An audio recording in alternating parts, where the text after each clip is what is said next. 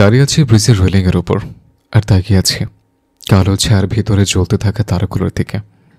আর কথা বলছি আমার বোনের সাথে। আপুরে, আমি আসছি তোর কাছে। এতদিন আমি সবার অনেক অত্যাচার সহ্য করেছি, কিন্তু আর নয়। আমি সবার অত্যাচার, উপহাস, বাজে কথা শুনতে শুনতে আজ আমি বড্ড ক্লান্ত। তাই তো সব কিছু থেকে নিজেকে মুক্তি দিয়ে আমি আসছি তোর কাছে। আচ্ছা আপু, তুইও কি আমার সাথে খারাপ ব্যবহার করবি? তুই কি আমার সবার মতো দোষী মনে করিস? আচ্ছা, আমার মৃত্যুর খবর যদি মা বাবা ভাই শুনে, তখন কি তারা কান্না করবে না খুশি হবে? আমার মৃত্যুর কথা শুনে মা বাবা ভাইয়ের চোখের কোণ ভিজে উঠবে না, নাকি মুখে হাসি ফুটে উঠবে? হয়তো কখনো বলবে না আমাদের একা করে কেন চলে গেলে, তবে আমার ভাবি আমার জন্য অনেক কান্না করবে। আমি নিশ্চিত আপু। আপু, আমি আসছি। রাহুল কথাগুলো বলে ঝাঁপ দিল নদীতে আর ডুবে যেতে লাগলো নদীর অতল গভীরে। চলুন আপনাদের বলে আসি রাহুল কেন এমন একটা রাস্তা বেছে নিল 5 মাস আগে। বাবা, তোমার কিছু কথা বলার ছিল আমার, কিন্তু বাবা আমার কথার কোনো উত্তর না দিয়ে চলে গেল। আমি কোনো উপায় না পেয়ে মায়ের সামনে গিয়ে বললাম, মা, কিছু কথা বলার ছিল তোমায়। কি কথা? যা বলার আমায় বলে উদ্ধার করো। মা, আমার কিছু টাকার দরকার ছিল। কলেজের ফি আর একটা সোয়েটার কিনতে হবে। খুব ঠান্ডা পড়েছে তো। তোর সব ঢঙ্গের কথা শোনার মতো আমার টাইম নেই। আসছে কলেজের টাকা নেওয়ার জন্য। পড়ালেখার বেলা অষ্টরম্বা আর টাকা লাগে। মা, সামনে ফাইনাল পরীক্ষা, তাই দিতে হবে। আমার কাছে টাকা নেই।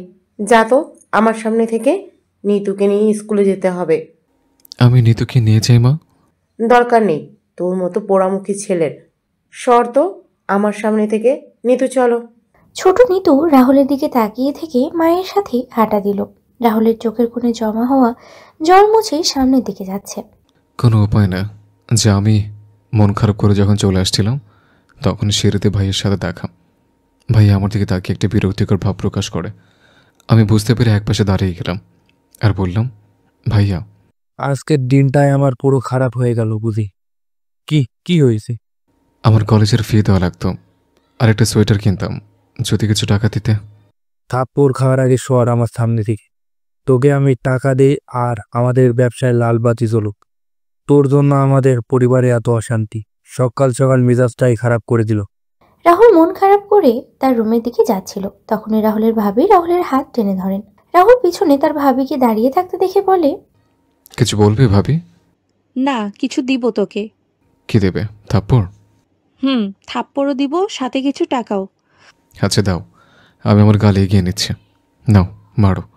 রাহুলের ভাবি রাহুলের গাল টেনে দিয়ে রাহুলের হাতে টাকা 3000 দিয়ে বলেন, তোরে না বলছি আমি ওদের কাছে কিছু চাইবি না, তোর যা লাগবে আমাকে বলতে বলছি, তাহলে ওদের বলবি কেন?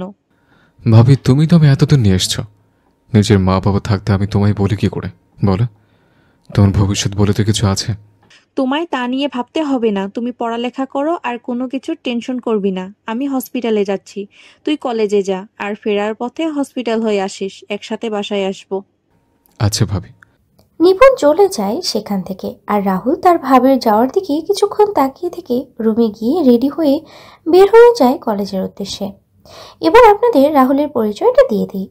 আমাদের গল্পের নায়ক হলো রাহুল। রাহুল এবার ইন্টার 2য় বর্ষের বাণিজ্য বিভাগে পড়ছে। রাহুলের বাবা রহিম চৌধুরী একজন বিজনেসম্যান, আর মা নীলা চৌধুরী গৃহিণী। রাহুলের বড় ভাই আরিফ তার বাবার সাথে বিজনেসে দেখাশোনা করে, আর ভাবি নিপুণ একজন ডাক্তার। রাহুলের ছোট্ট একটা বোন আছে নিতু। নিতু এবার 8ম শ্রেণীতে পড়ে। রাহুলের পরিবারের কেউ রাহুলকে দেখতে পারে না, শুধু ভাবি আর নিতু ছাড়া। রাহুলকে অবহেলা করার একটা কারণ আছে, সেটা গল্পের সাথে থাকলেই জানতে পারবেন। কলেজে প্রবেশ করতেই সবাই আমার দিকে তাকিয়ে আমি বিভিন্ন কথা বলতো। সবাই আমি আটখোর অপয়া বলে রাখতো। সবার কথা সহ্য করতে করতে এগুলো এখন আমার গায়ে শুয়ে গেছে। আমি যখন ক্লাসে প্রবেশ করি, তখন ক্লাসের বাকি সবাই বলে ওঠে, এই দেখ, অপয়া আটখরে এসছে, ওর দিকে তাকাস না, তাহলে নিজের ক্ষতি হবে। রাহুল কথাগুলো শুনে সবার দিকে একবার তাকিয়ে পেছনেই তার জন্য নির্ধারিত একটা বেঞ্চে গিয়ে বসে পড়ে। এই বেঞ্চে রাহুল ছাড়া আর কেউ বসে না। কিছুক্ষণ পর স্যার এসে ক্লাস নেওয়া শুরু করেন। রাহুল ক্লাসগুলো শেষ করে কলেজের প্রয়োজনীয় টাকা জমা দিয়ে নিপুণের হাসপাতালে চলে যায়। রাহুলকে দেখে নিপুণ বলে, এসে গেছিস? আচ্ছা 15 মিনিট বস এখানে, আমি একটা রাউন্ডে যাচ্ছি, রাউন্ড শেষ করে বের হব। আচ্ছা। রাহুল বসে রইল আর নিপুণ চলে গেল রাউন্ডে। রাহুলের রুমে বসে থাকতে ভালো লাগছিল না। তখন রাহুল রুম থেকে বের হয়ে হাঁটছিল। তখনই রাহুল শুনতে পায় একজন লোক ডক্টরের সাথে কথা বলছে কিছু নিয়ে। রাহুল একটু সামনে এগিয়ে গিয়ে শুনতে পায় একজন লোক বলছে সে এত তাড়াতাড়ি বি পজিটিভ রক্ত কোথায় পাবে। ডাক্তারের পায়ে ধরে বলছে রক্তের ব্যবস্থা করতে, কিন্তু ডাক্তার বারবার বলছে তাদের ব্লাড ব্যাংকে নেই। রাহুল পাশে তাকিয়ে দেখতে পেল একটি ছোট্ট ছেলে দাঁড়িয়ে আছে। তখন রাহুল সামনে গিয়ে, আচ্ছা, আমি রক্ত দিতে রাজি, আর ডাক্তার আমার রক্তের গ্রুপ বি পজিটিভ। রাহুলের কথা শুনে ডাক্তার রাহুলকে নিয়ে গেলেন। যাওয়ার আগে রাহুল ওই লোকের কাঁধে হাত দিয়ে বলে যায় চিন্তা না করার জন্য। 30 মিনিট পর রাহুল রক্ত দিয়ে যখন বের হয়ে আসে তখন রাহুল দেখতে পায় ওই লোকটা আর ছেলেটা একটা লাশকে জড়িয়ে ধরে কান্না করছে। রাহুল পাশের নার্সকে জিজ্ঞেস করে জানতে পারে কিছুক্ষণ আগে হঠাৎ করে ওই মহিলার খিচুড়ি ওঠে, আর তারপরেই সে এই ত্রিভুবন ত্যাগ করে পরভুবনে পাড়ি দিয়েছে। রাহুল কথাগুলো শুনে সেখানেই দাঁড়িয়ে পড়ে। রাহুল তাকিয়ে আছে ছোট্ট সেই ছেলেটার দিকে। তখন তার ভাই আর মা বাবার বলা কথাগুলো মনে পড়ে যায়। রাহুল সেখান থেকে বের হয়ে রাস্তা দিয়ে হাঁটছে আর চোখে জমা হওয়া জলগুলো মুছে সামনের দিকে এগিয়ে চলছে। এইদিকে নিপুণ রুমে এসে দেখতে পায় রাহুল রুমে নেই। তখন নার্সকে রাহুলের কথা বললে রাহুল 5 মিনিট আগে বের হয়ে গেছে। নিপুণও বের হয়ে যায় গাড়ি নিয়ে। কিছুক্ষণ আসার পর দেখতে পায় রাহুল একটা গাছের নিচে বসে আছে। নিপুণ গাড়ি থেকে বের হয়ে রাহুলের কাছে গিয়ে বলে, কিরে তোর কি হয়েছে? এ কি, তুই কান্না করছিস কেন? কি হলো বল, হসপিটালে কেউ কিছু বলেছে? কি রে, বলবি তো। জানো ভাবি, মা বাবার ভাইয়া ঠিক বলে, আমি সত্যি অপয়া, মুখ পড়া ছেলে, আমার স্পর্শ ভালো না। কেন, কি হয়েছে? ভাবি আজকে হসপিটালে। তুই কান্না করছিস কেন? এতে তোর কি দোষ বল? ওনার আয়ু হয়তো ফুরিয়ে এসেছে, তাই উনি মারা গেছেন। না ভাবি, উনি ভালো ছিলেন সম্পূর্ণ, কিন্তু আমি রক্ত দিয়ে বের হয়ে দেখতে পাই এই বাচ্চা ছেলেটার জন্য আমার কষ্ট হচ্ছে। আমার জন্য ছেলেটা তার মাকে হারিয়েছে, আমি একটা ছেলে থেকে তার মাকে কেড়ে নিয়েছে। রাহুল, এগুলো ভুল ধারণা তোর। চল, আর কান্না করতে হবে না। একটা কথা মনে রাখবি, সৃষ্টিকর্তা যাকে এই পৃথিবীতে যতদিনের আয়ু দিয়ে পাঠিয়েছেন সে ততদিন এই পৃথিবীতে বেঁচে থাকবে, আর তারপর এই পৃথিবীর মায়া ত্যাগ করে পরপারে যেতে হবে। চল আমার সাথে। কোথায় যাবে? গেলেই দেখতে পাবি। রাহুলকে নিয়ে নিপুণ একটা কাপড়ের শোরুমে নিয়ে গেল। তারপরে রাহুলের জন্য কিছু শীতের কাপড় কিনে নিয়ে বাসার দিকে পথ চলা শুরু করলো। রাহুল নিপুণকে এই সব করার জন্য মানা করেছিল, কারণ বাসায় যখন সবাই জানতে পারবে নিপুণ এইসব রাহুলকে কিনে দিয়েছে তখন সবাই নিপুণকে কথা শোনাবে। নিপুণ রাহুলের কোনো কথা শোনেনি। কিছুক্ষণ পর রাহুল আর নিপুণ বাসায় চলে আসে। রাহুল আর নিপুণ বাসায় ঢুকে দেখতে পায় রাহুলের মা আর নিতু রাহুলের বসে আছেন ড্রয়িং রুমে। রাহুলের হাতে ব্যাগ দেখে নিতু দৌড়ে আসে আর ব্যাগগুলো নিয়ে দেখতে লাগলো। নিতু সবকিছু দেখে বলে, ভাইয়া, আমার জন্য কিচ্ছু নিয়ে আসোনি? এনেছে, এনে চকলেটগুলো। আমার লক্ষ্মী ভাইও। তুই টাকা কোথায় পেলি? বুঝো না কোথায় পাবে? নিশ্চয়ই নিপুণের থেকে নিয়েছে। মা বাবা, রাহুল আমার কাছ থেকে টাকা চেয়ে নেয়নি, আমি রাহুলকে দিয়েছি। সে নিতে চায়নি, কিন্তু আমি জোর করে দিয়েছি। আর রাহুল, এখানে দাঁড়িয়ে আছিস কেন? রুমে যা তোর, আমি খাবার নিয়ে আসছি। মায়ের চেয়ে মাসির দরদ বেশি। হ্যাঁ মা, মা যদি নিজের ছেলেকে সহ্য করতে পারে না তাহলে মাসির দরদ তো বেশি হবেই। রাহুল চলে যায় তার রুমে আর নিপুণ চলে যায় তার রুমে। কিছুক্ষণ পর রাহুলের বাবা ফোন বেজে ওঠে। রাহুলের বাবা ফোন রিসিভ করে দাঁড়িয়ে যান আর বলেন, কি, কবে আসছে তোর মেয়ে? ওপাশ থেকে কি বলছে শোনা যাচ্ছে না। রাহুলের বাবা ফোন রেখে রাহুলের মাকে বলেন, জাহিদ কল করেছিল এখন। কি বললেন জাহিদ ভাই? তার মেয়ে দিয়ে আমাদের এখানে বেড়াতে আসছে কিছুদিনের জন্য। তাহলে তো ভালোই, আসুক না। কালকে এয়ারপোর্ট থেকে নিয়ে আসতে হবে। কালকে রাশিয়ান কোম্পানির লুকোইলের সাথে আমাদের মিটিং। এই প্রজেক্টটা যদি পেয়ে যায় তাহলে আমরা দেশের নাম্বার 1 কোম্পানিতে পরিণত হব। আমি আর আরিফ এর জন্য কালকে সকালে বের হয়ে যাব, আর ড্রাইভারও আমাদের সাথে থাকবে। তাহলে দিয়াকে কে নিয়ে আসবে? বাসায় তো একজন আছে, সে না হয় নিয়ে আসবে। কিন্তু যদি কিছু হবে না। পরের দিন সকালে রাহুল তার রুমে পড়ছিল। তখনই নিপুণ রাহুলের রুমে খাবার নিয়ে আসে। রাহুল খাবার খাচ্ছিল তখন রাহুলের বাবা আর ভাই রাহুলের রুমে আসে আর বলে যায় এয়ারপোর্টে থেকে দিয়াকে নিয়ে আসতে। রাহুল কোনো কথা না বলে হ্যাঁ বোধক মাথা নাড়ল। সবাই চলে গেল। রাহুল আবার পড়তে শুরু করলো। তখন রাহুলের ফোন বেজে ওঠে। রাহুল ফোন রিসিভ করে হ্যালো বলতে ওপাশ থেকে বলে, কিরে কেমন আছিস? কি বলছেন? আরে আমায় ভুলে গেলি মনু? রবিন? কি খবর তোর? এই তো ভালো আছে। তুই কেমন আছিস? বিন্দাস আছি রে। অনেকদিন পরে কথা হলো তোর সাথে। 5 বছর পর। কি করছিস এখন তুই? ইন্টার দ্বিতীয় বর্ষে পড়ছে। তুই? আমিও। কোথায় আছিস? সিলেটে কি? তুই কই? বরিশালে আছি। আচ্ছা ভালো থাকিস, পরে কথা হবে। আচ্ছা। বাহ বাহ, আমার দেবর বাবু দেখছি ফোনে কথা বলছে। আরে ভাবি, কিছু বলবে? কার সাথে কথা বলছিলে ভাইজান? রবিনের সাথে। তুমি বলা হয়নি রবিনের ব্যাপারে। 5 বছর আগে রবিন তার বাবার ট্রান্সফারের কারণে পরিবারের সাথে বরিশালে চলে যায়। রবিন কল দিয়েছিল, তার সাথে কথা বলছিলাম। ও আচ্ছা, শোন, আজকে এই কাপড়গুলো পরে যাবি। কেন ভাবি? আমি বলছি তাই। ভাবি, আমি যেরকম আছি সেরকমই ভালো। এত ভালো পোশাক আমার জন্য না। যা বলেছি সেটাই করবি। আর তাছাড়া তোর হবু বউ আসছে। কি হবু বউ? কেন দিয়া? না ভাবি, আমি যতদিন না বাবা মায়ের কাছে ভালো হয়ে উঠছে ততদিন এসব কথা চিন্তাই করব না। আর দিয়ারকে খেয়ে দিয়ে কাজ নেই, আমি বিয়ে করবে? কেন, আমার ভাই কোন দিক দিয়ে কম কি দেখতে? না ভাবি, নিতুকে আমি যেমন বোনের চোখে দেখি, দিয়াকেও তেমন দেখি। পণ্ডিতি বাদ দিয়ে রেডি হয়ে নেন জনাব। যথাজ্ঞা ম্যাডাম। ফাজিল। ভাবি হলে তো এরকমই হওয়া চাই। এখন শুধু আমি আমার ভাইয়া বাবা মায়ের কাছে ভালো হয়ে গেলে আমার জীবন পরিপূর্ণ। নিপুণ চলে যায়। রাহুল রেডি হয়ে নিচে আসতেই রাহুলের মায়ের সাথে দেখা হয়। তখন রাহুলের মা বলেন, এরকম সেজে গুজে কার যে বুক খালি করতে যাচ্ছে কে জানে। মা, তুমি একটু বেশি কথা বলো। একদিন দেখবে তোমার বেশি কথা বলার জন্য কিচ্ছু একটা হবে। মা, চাবিটা? ভাইয়া, এই নে চাবিটা। রাহুল চাবি নিয়ে সেখান থেকে এয়ারপোর্টে চলে যায় আর গাড়ির সাথে হেলান দিয়ে অপেক্ষা করতে লাগে। কিছুক্ষণ পর একটা মেয়ে এসে রাহুলকে জড়িয়ে ধরে।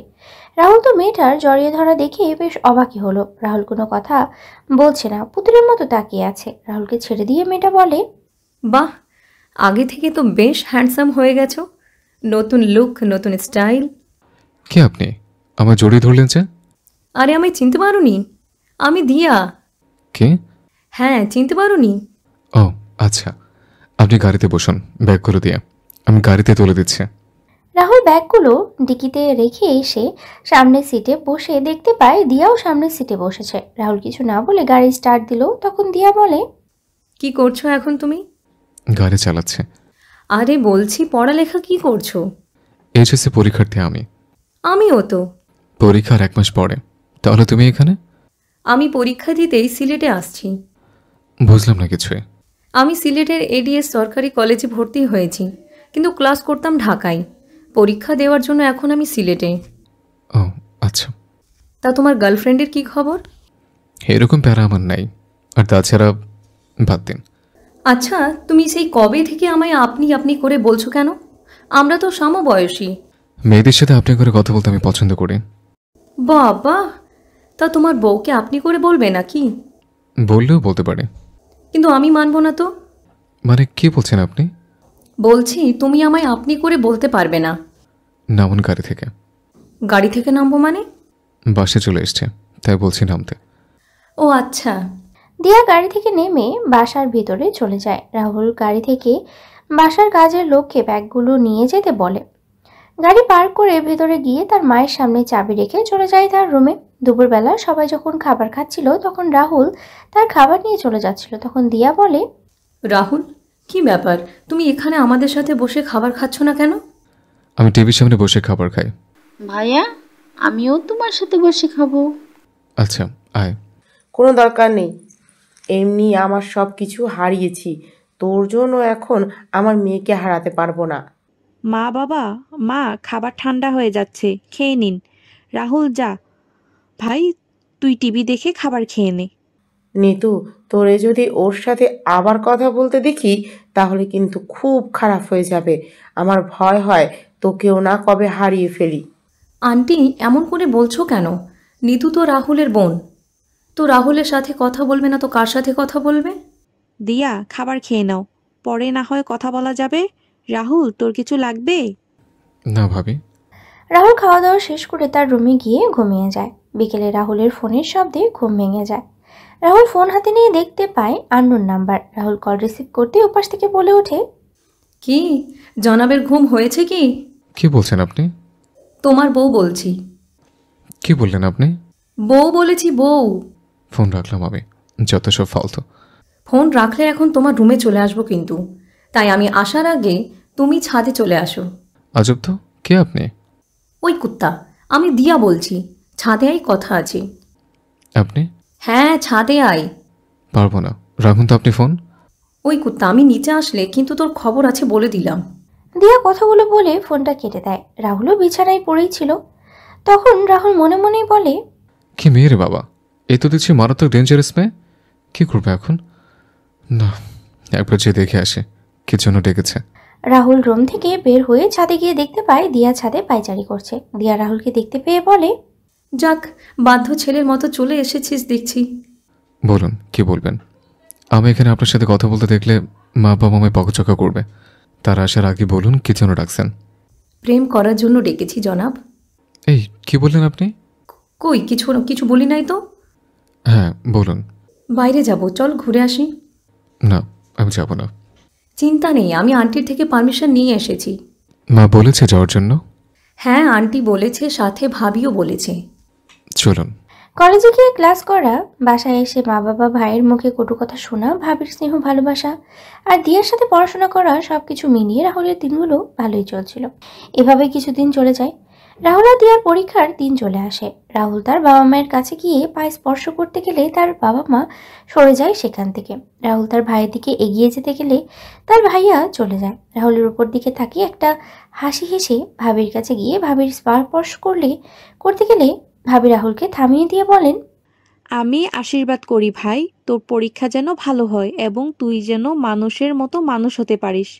পোড়ামুখ ছেলে আবার মানুষ হবে? বৌমা, এইসব কথা অপয়া ছেলেদের জন্য না, এগুলো যোগ্য মানুষকে বলতে হয়। মা! নিপুণ যখন কিছু বলতে যাবে তখন দিয়া নিচে এসে রাহুলের মা আর বাবার পায়ে স্পর্শ করে বলে, আঙ্কেল আন্টি, আমায় তোমরা আশীর্বাদ করো, আমি যেন ভালো করে পরীক্ষা দিতে পারি। চিন্তা করিস না মা, তোর পরীক্ষা ভালো হবে। তোর পরীক্ষা নিশ্চয়ই ভালো হবে। অপয়া পোড়ামুখদের পরীক্ষা কখনো ভালো হবে না। রাহুল তার মা আর বাবার কথা শুনে চোখের কোণে জল এসে জমা হয়। রাহুল চোখের জল মুছে বাইরে চলে যায়। কিছুক্ষণ পর দিয়া বাইরে চলে আসে। তারপর রাহুল একটা সিএনজি নিয়ে চলে যায় কলেজে। এভাবেই শেষ হয়ে যায় এক এক করে সকল পরীক্ষা। রাহুল পরীক্ষা হল থেকে বের হয়ে বসেছিল, তখন দিয়া এসে রাহুলকে বলে, রাহুল, আজকে বিকেলে ছাদে আসিস তো। কেন? দরকার আছে, তাই আসতে বলেছি তোকে। আচ্ছা, বাসা চলুন এখন। রাহুল আর দিয়া বাসায় চলে আসে। বিকেলবেলা রাহুল ঘুমিয়েছিল, তখনই রাহুলের ফোন বেজে ওঠে। রাহুল ফোনের স্ক্রিনে তাকিয়ে দেখতে পায় দিয়ার নাম্বার। তখন রাহুলের মনে পড়ে দিয়া বলেছিল ছাদে যাওয়ার জন্য। রাহুল ফোন রিসিভ করে বলে ওঠে, হ্যালো। ওই হাদারাম গরু কুত্তা শুয়োর, কি বলেছিলাম মনে নেই তোর? এই তো আমি আসছি, 1 মিনিট।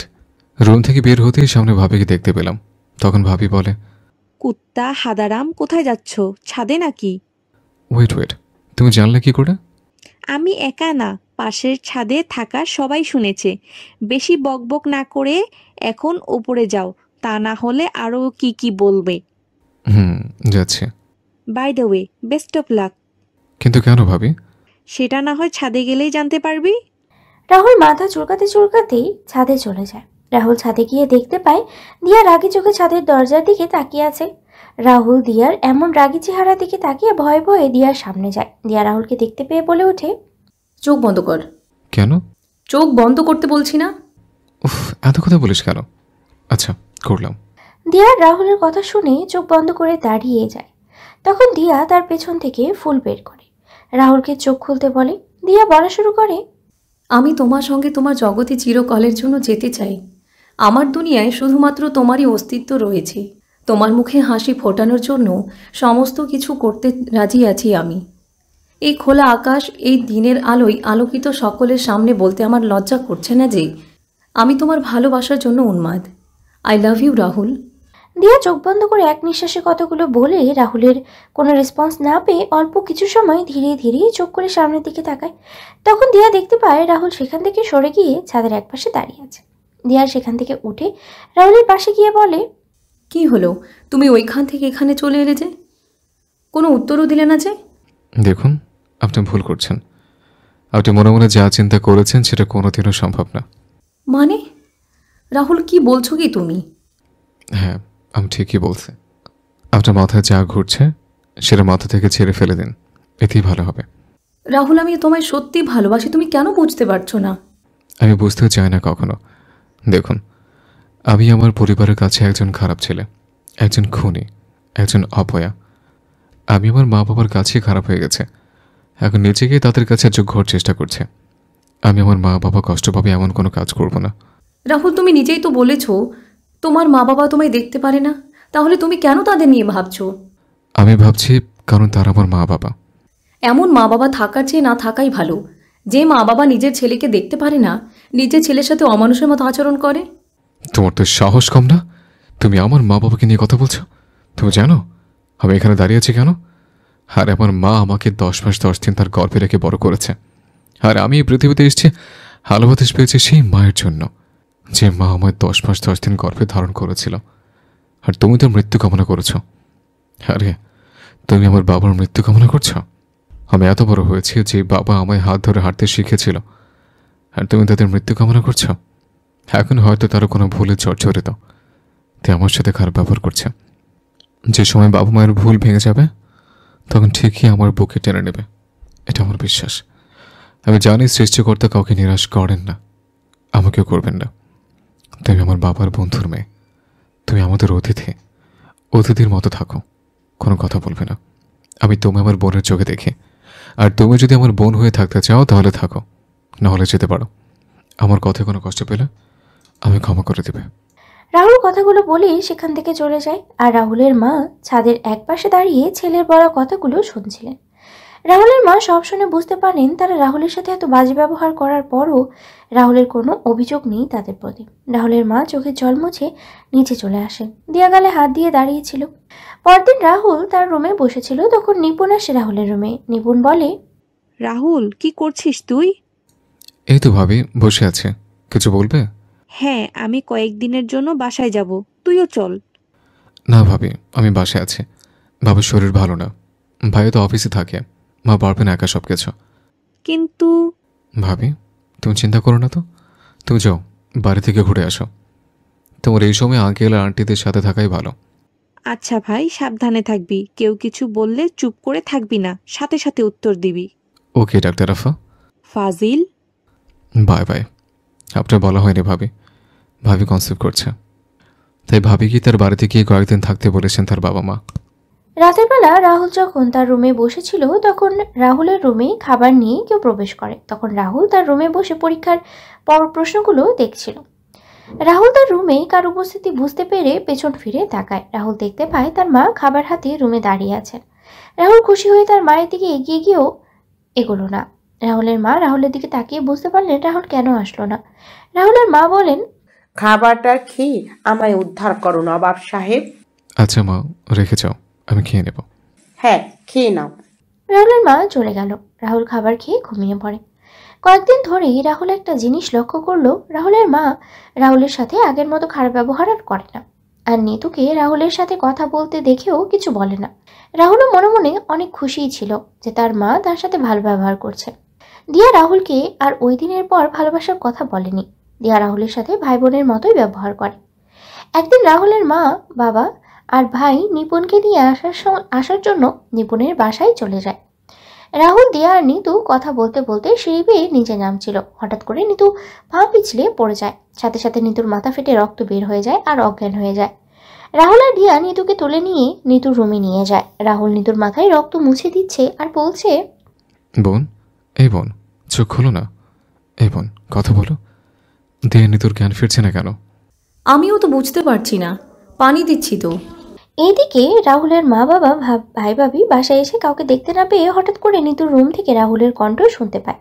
সবাই নিতুর রুমে গিয়ে দেখতে পান রাহুল নিতুর মাথার ব্যান্ডেজ করে দিচ্ছে আর দিয়া নিতুর চোখে মুখে জল দিচ্ছে। রাহুলের মা নিতুর কাছে গিয়ে নিতুর মাথায় হাত বুলিয়ে দিয়ে আতঙ্কগ্রস্ত কণ্ঠে বলেন, কি হয়েছে নিতুর, আর মাথায় ব্যান্ডেজ কেন? আসলে মা, আমরা কথা বলতে বলতে সিঁড়ি বেয়ে নিচে নামছিলাম, তখন হঠাৎ করে নিতু পা পিছলে পড়ে যায়। চিন্তা করো না মা, আমি ব্যান্ডেজ করে দিয়েছি, এক্ষুনি জ্ঞান ফিরে আসবে। কি গো, ডাক্তারকে কল দিয়েছিলে? হ্যাঁ, ডাক্তার বলেছে আসছে। নিতু, নিতু, মা কথা বল। আমি যে কেন তোকে বাসায় একা রেখে গেলাম, আমি তো ভুলেই গেছিলাম একটা অপয়া অলক্ষণী ছেলে রয়েছে এই বাড়িতে। আসলে মা, আর কয়জন খাবি তুই রাক্ষস? তোর জন্য আমাদের হাসি খুশি পরিবারটা ধ্বংস হয়ে যাচ্ছে। আজকে তোকে তো আমি মেরেই ফেলবো। আরিফ কথাগুলো বলেই রাহুলকে মারতে লাগলো। আর রাহুল বলছে, ভাই আমার কথাটা শোনো, আমি কিছু করিনি। আহ মা, ভাইয়া, আহ। রাহুল চিৎকার করছে কিন্তু আরিফ রাহুলকে মেরেই যাচ্ছে। নিপুণ সবকিছু দেখছিল। তখন নিপুণ আরিফকে ধাক্কা দিয়ে সরিয়ে বলে ওঠে, রাহুলকে কেন মারছো একা? দিয়াও তো সাথে ছিল তাহলে? কি বলছো কি বৌমা? নিপুণ মাথা ঠিক আছে তোমার? আমার মাথা ঠিক আছে, কিন্তু তোমাদের মাথা ঠিক নাই। রাহুল আর দিয়া তো বাসায় ছিল, আর ওরা তো বলছিল কথা কথা বলতে বলতে নিচে নামছিল। তাহলে রাহুলের দোষ কোথায় এখানে? আর এখানে যদি রাহুলের দোষ থাকে তাহলে রিয়ারও দোষ থাকার কথা। আরিফ, শান্ত হ, সরে আয় তুই। এই তো ডাক্তার এসেছে।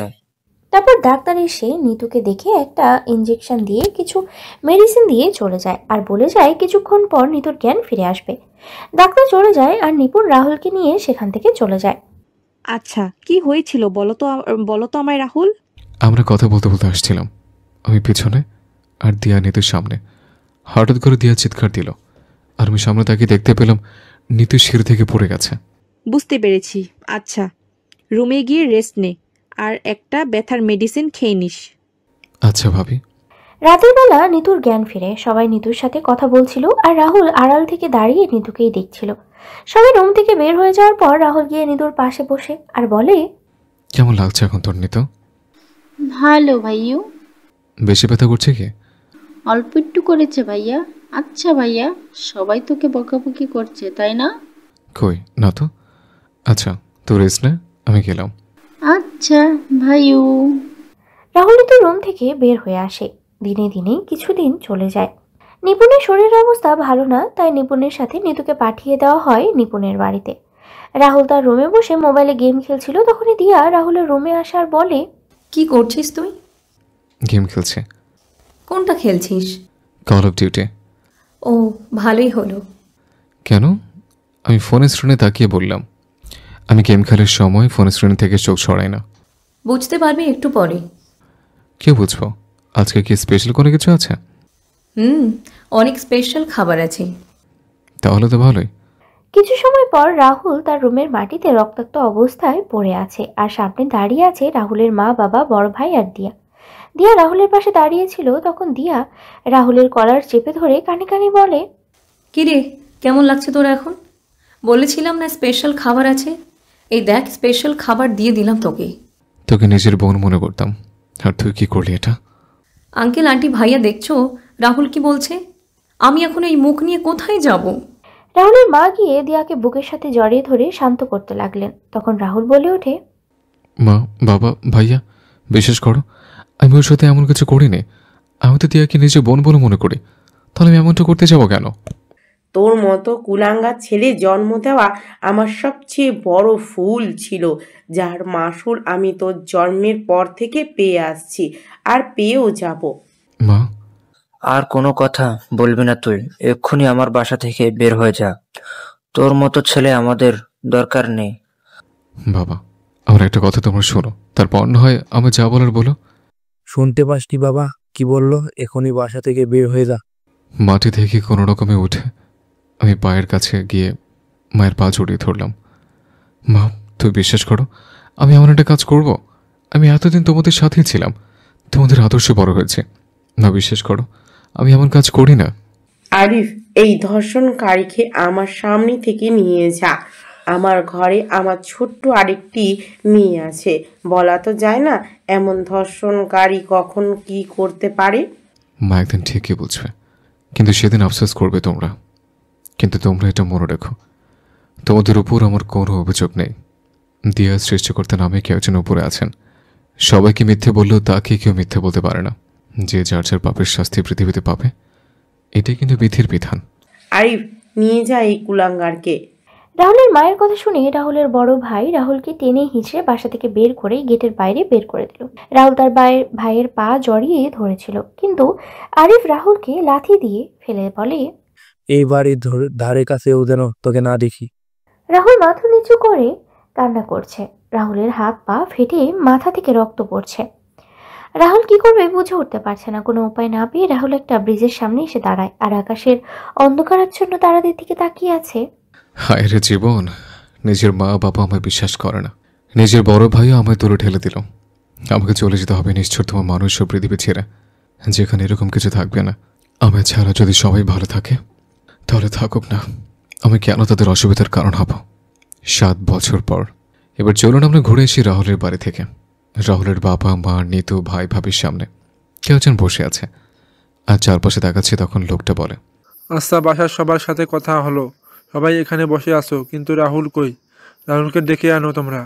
রাহুল সহ তোমাদের কিছু বলার আছে আমার, আর সবার জন্য সারপ্রাইজ আছে।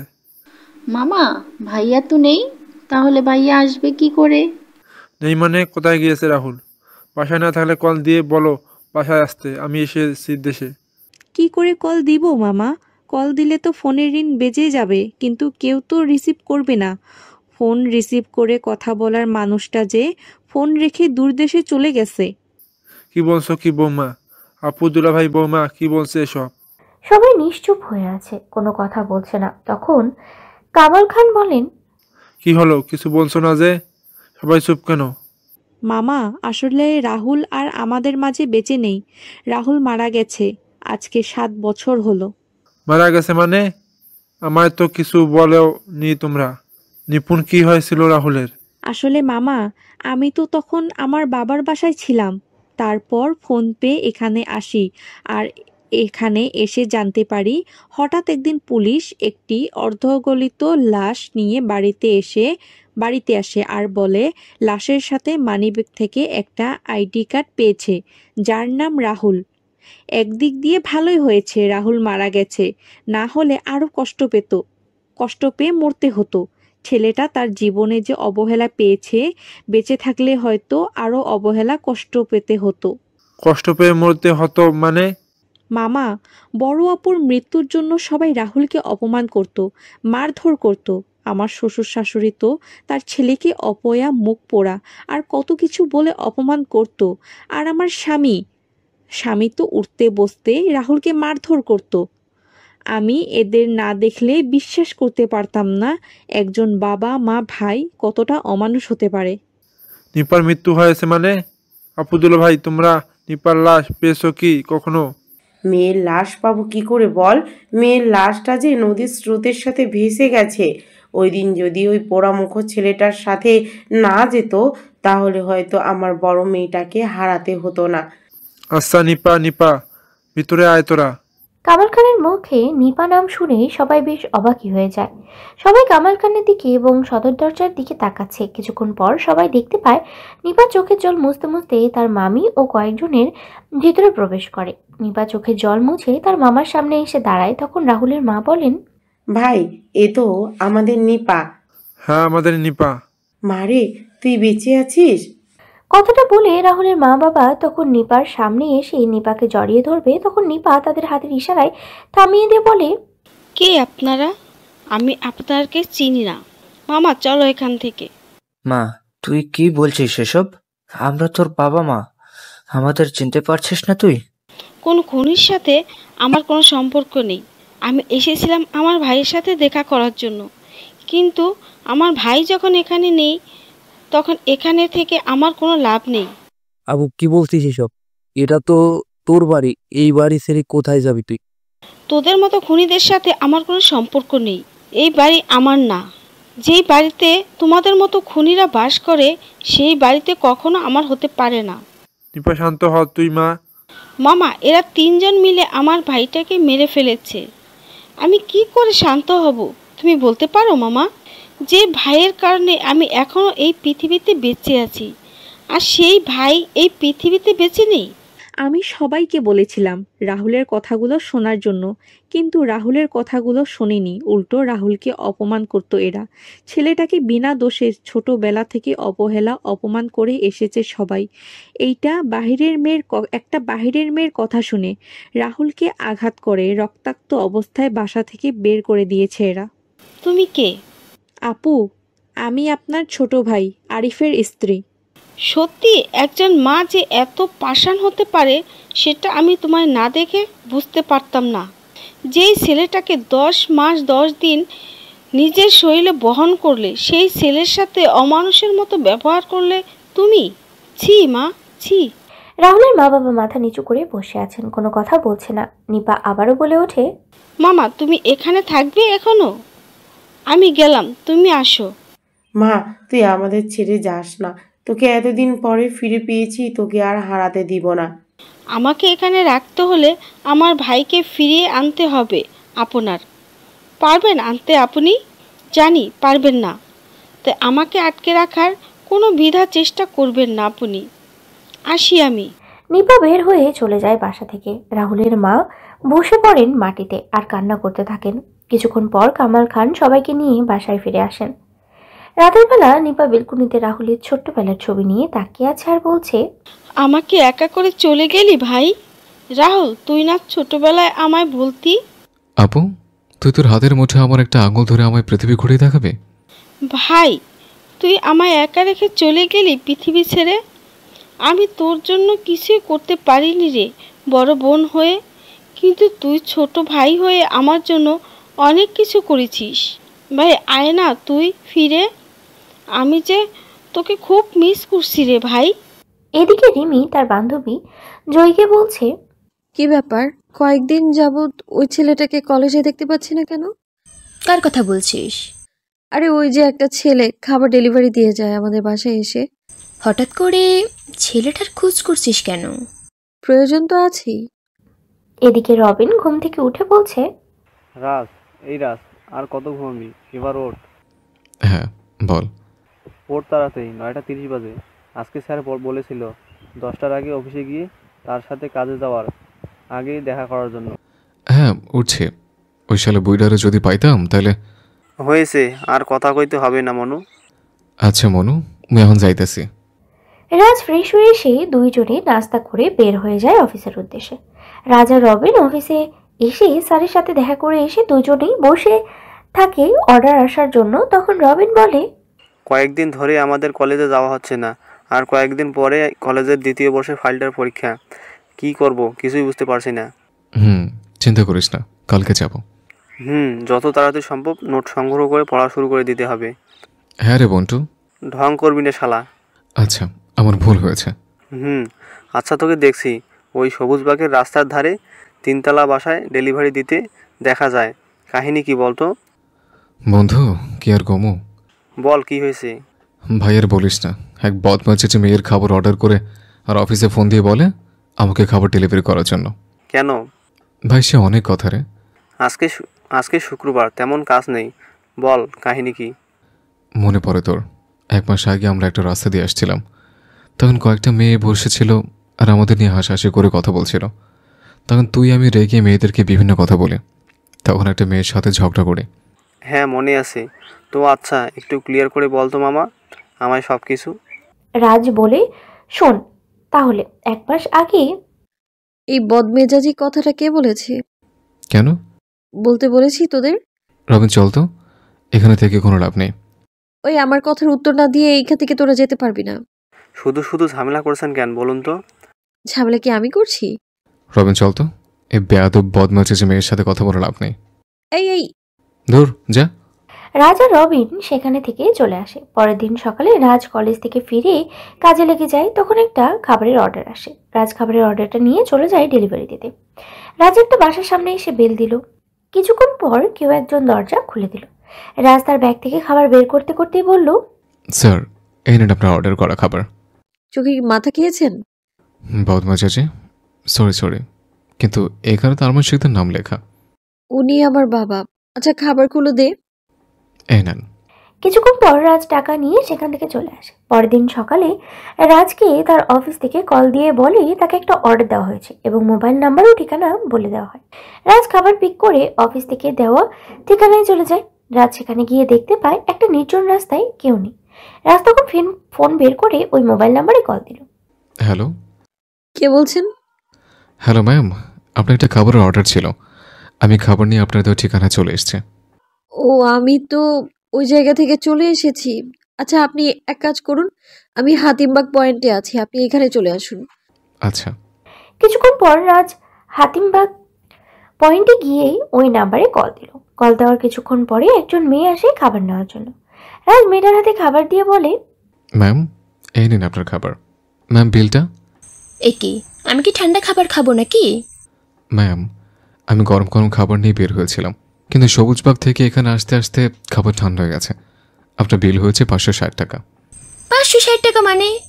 আমার ফোন বের করে ম্যামকে দেখিয়ে বললাম, এই দেখুন ম্যাম, খাবারের দাম 480 টাকা আর ডেলিভারি চার্জ 80 টাকা। একে তো ঠান্ডা খাবার নিয়ে এসেছিস, তার উপর বলছিস 560 টাকা। আমি 500 টাকা দিচ্ছি, এগুলা নিয়ে যা। ম্যাম আমি তো আপনার থেকে বেশি টাকা নিচ্ছি না, আমার ফোনের অ্যাপে যা এসছে আমি সেটাই নিচ্ছি আপনার থেকে। কোনো কথা বলবি না, তাহলে আমি তোর অফিসে এখনই কল দেব আর তোর প্রোফাইলে রেটিংও কম দেব। এনে 500 টাকা। জয়ী কথাটা বলে চলে যায়, কিন্তু রাজ জয়ীকে অনেকবার ডেকেছিল কিন্তু জয়ী দাঁড়ায়নি। জয়ী গাড়ি করে চলে যায়। রাজ কোনো উপায় না পেয়ে ওই জায়গা থেকে কাজ শেষ করে বাসায় চলে আসে। এভাবে 20 দিন রিমি আর জয়ী রাহুলের খাবার নিয়ে ঘুরতেছিল।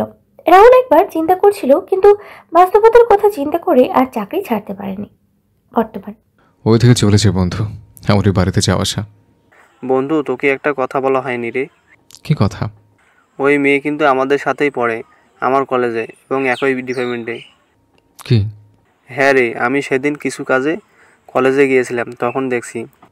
তাহলে আমি শেষ বন্ধু? ওই মেয়ের বাবা হলো আমাদের এখানকার কাউন্সিলর। আর কোনো কি কিছু বাকি আছে? না, আজকের জন্য সংবাদ এটুকুই।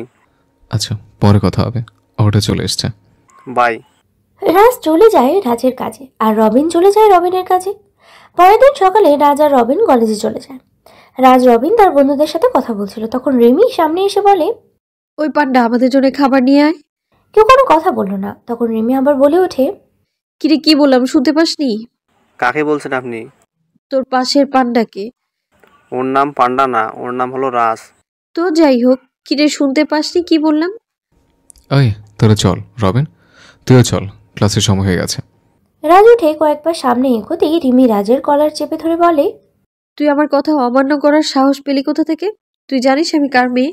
মানুষের কাজেই তার পরিচয়, তাই আমি কারো পরিচয় সম্পর্কে জানতে ইচ্ছুক নই। আসি। আই চল তোরা। বাবা, ছেলেটার কথার কি ঝুড়ি! এক কথায় এতদিনের করা সকল কিছুর উত্তর দিয়ে গেল। দাঁড়া, ক্লাস শেষ করে বের হোক, তারপর বোঝাবো ওকে। রাজ আর রবিন সকল ক্লাস শেষ করে বের হয়ে যখন মাঠ দিয়ে হাঁটছিল, তখন রিমি রাজের সামনে এসে দাঁড়ায়। রাজ রিমিকে দেখে পাশ কাটিয়ে চলে যায়। তখন রিমি ইচ্ছে করেই রাজের গায়ের সাথে ধাক্কা খায় আর মাগো বলে মাটিতে পড়ে যায়। তখন রাজ কিছুটা রেগেই বলে, আচ্ছা আপনি আমায় অযথা হয়রানি করছেন কেন বলুন তো? ছোট লোকের বাচ্চা, তোর তো সাহস কম না, তুই আমায় রাগ দেখাচ্ছিস? রাজ থাপ্পড়টা খেয়ে মাথা নিচু করে নিল। তখন রিমি আবারও বলে ওঠে, তুই আমার সম্পর্কে না জেনে আমার সাথে বেয়াদবি করেছিস। ওই দিন আমাকে বাজে কথা বলেছিস। জানিস আমি চাইলে তোকে এই কলেজ আর শহর ছাড়া করতে পারি। মেয়েটার মুখে কলেজে ওই শহর ছাড়ার কথা শুনে কিছুটা ভয় হলো। তখন বললাম, ম্যাম ওই দিনের কাজের জন্য আমি আমার ভুল স্বীকার করছি, তবু আমি এই কলেজ ছাড়া করবেন না। আমাকে যে নিজেকে প্রতিষ্ঠিত করতেই হবে। ভবিষ্যতে আমি আর আপনার সাথে কখনো কোনো বেয়াদবি করব না ম্যাম, আপনি আমায় দয়া করুন। যাক, ক্ষমা করে দিলাম এবারের মতো তোকে। রাজ আর রবিন কলেজ থেকে বের হয়ে আসে। রাজ আর রবিন বাসায় এসে খাওয়া দাওয়া শেষ করে কাজের উদ্দেশ্যে বের হয়। রাস্তার ফোনে আসা অর্ডারগুলো রিসিভ করে খাবার ডেলিভারি দেওয়া শুরু করলো। রাত যখন ঘড়ির কাঁটায় 10টা, তখন রাজের ডিউটি শেষ। রাজ একটা দোকানে ঢুকে হাতে ধুয়ে খাবার অর্ডার করে খাবারের অপেক্ষা করতে থাকে। কিছুক্ষণ পরে খাবার আসলে রাজ যখন খাওয়া শুরু করবে তখনই রাজের ফোন বেজে ওঠে। রাজ খাবার মুখে না ধরেই ফোন হাতে নিয়ে দেখতে পায় তার অফিস থেকে কল। রাজ ফোন রিসিভ করে বলে, হ্যালো। ওপাশ থেকে কি বলছে কিছু শোনা যাচ্ছে না। রাজ একবার খাবারের দিকে তাকিয়ে বলে, স্যার, আমি মাত্র খাবার খেতে বসেছি। আমি খাবারটা খেয়ে যাচ্ছি অর্ডার নিয়ে।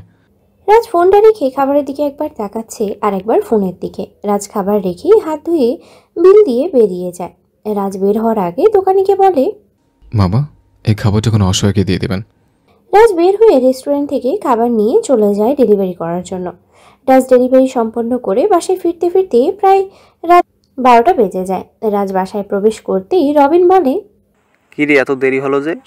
আরে বলিস না, হঠাৎ করে অফিস থেকে কল দিয়ে বলে খাবার নিয়ে যাওয়ার জন্য।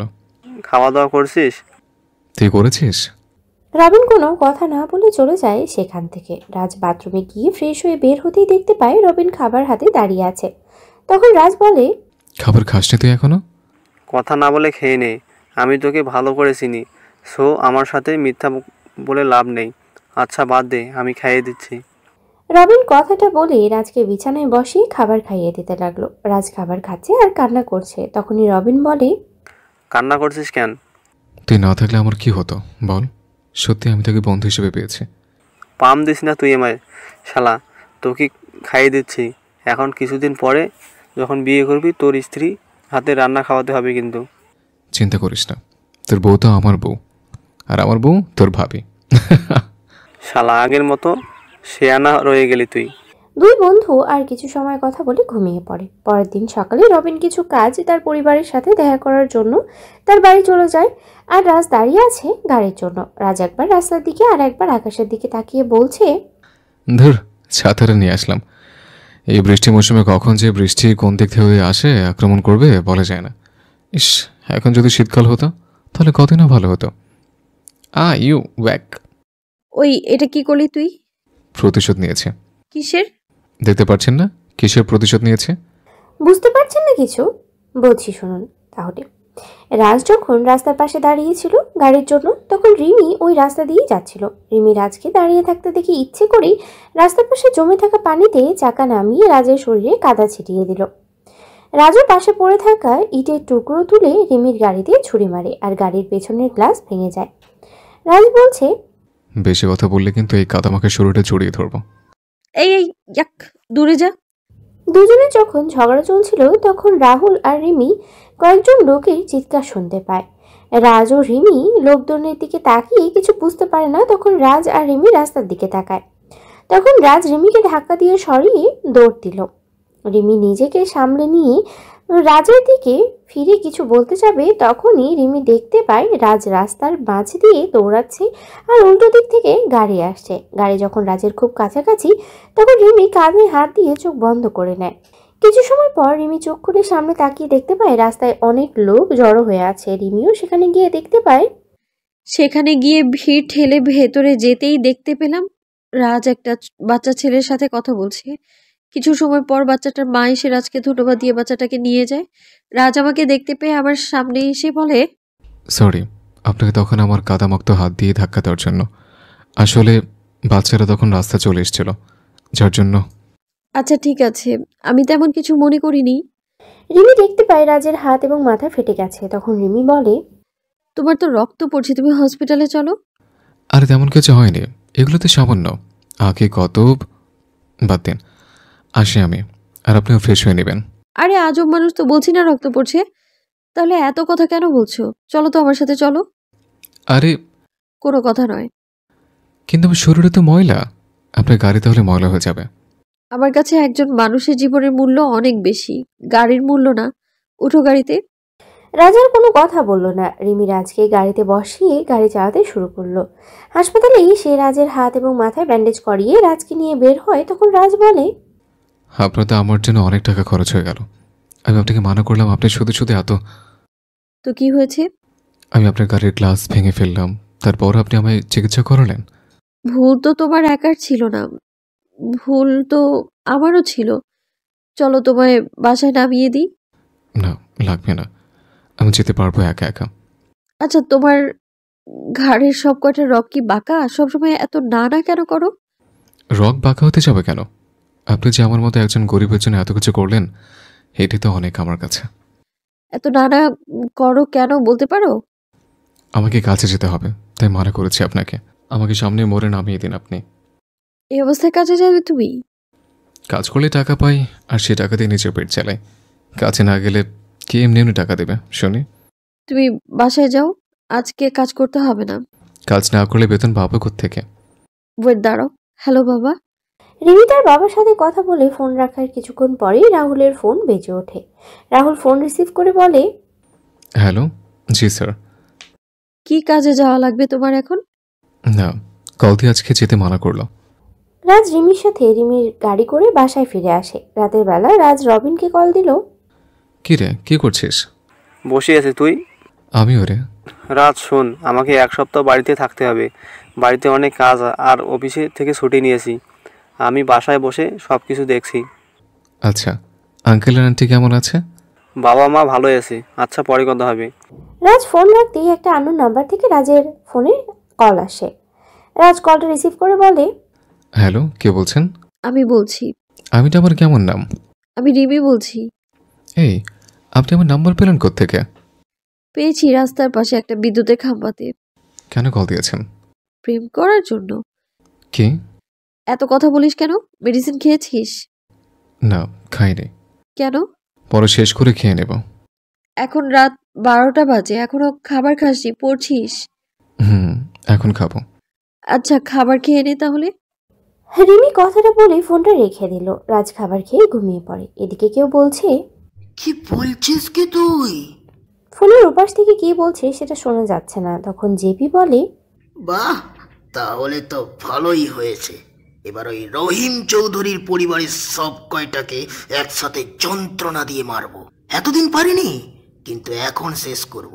ছোটটাকে তো অনেক আগেই ওর পরিবার থেকে সরিয়ে দিয়েছি, এবার ওদের পালা। এবার আবার মাস্টার রানীকে ফিরিয়ে আনতে হবে। জেপি ফোনটা কেটে তার ফোনের সেভ করা নাম্বারে কল দিল। কল রিসিভ হতেই জেপি বলে, রানীমা, এবার তোকে যে ফিরতে হবে, খেলা শুরু করতে হবে তোকে। রহিমের বড় মেয়ে ফিরে এসেছে, এবার বড় মেয়ের সাথে সব কয়টাকে কষ্ট দিয়ে মারতে হবে। ফোনের ওপাশ থেকে কি বলছে কিছু শোনা যাচ্ছে না। তখন জেপি বলছে, চিন্তা নেই, 2 মাস পরেই খেলা শুরু হবে। এবার তাহলে তুই তোর খেলা শুরু করে দে আরিফার সাথে, ওইখানে বসে। জেপি ফোন রেখে হাসতে হাসতে ঘুমিয়ে পড়ে। পরের দিন সকালে রাজ রেডি হয়ে কলেজের দিকে হাঁটা দিল। কিছুক্ষণ আসতেই দেখতে পায় রিমি গাড়ির সাথে হেলান দিয়ে দাঁড়িয়ে আছে। রাজ হেঁটে রিমির পাশ দিয়ে চলে যাচ্ছিল। তখনই রিমি রাজের সামনে গিয়ে পড়ল, গাড়িতে ওঠো। কেন? আমি হেঁটে যেতে পারবো। বললাম না গাড়িতে উঠতে। তাহলে এত কথা বলিস কেন তুই? আচ্ছা, আপনি এমন করছেন কেন বলুন তো?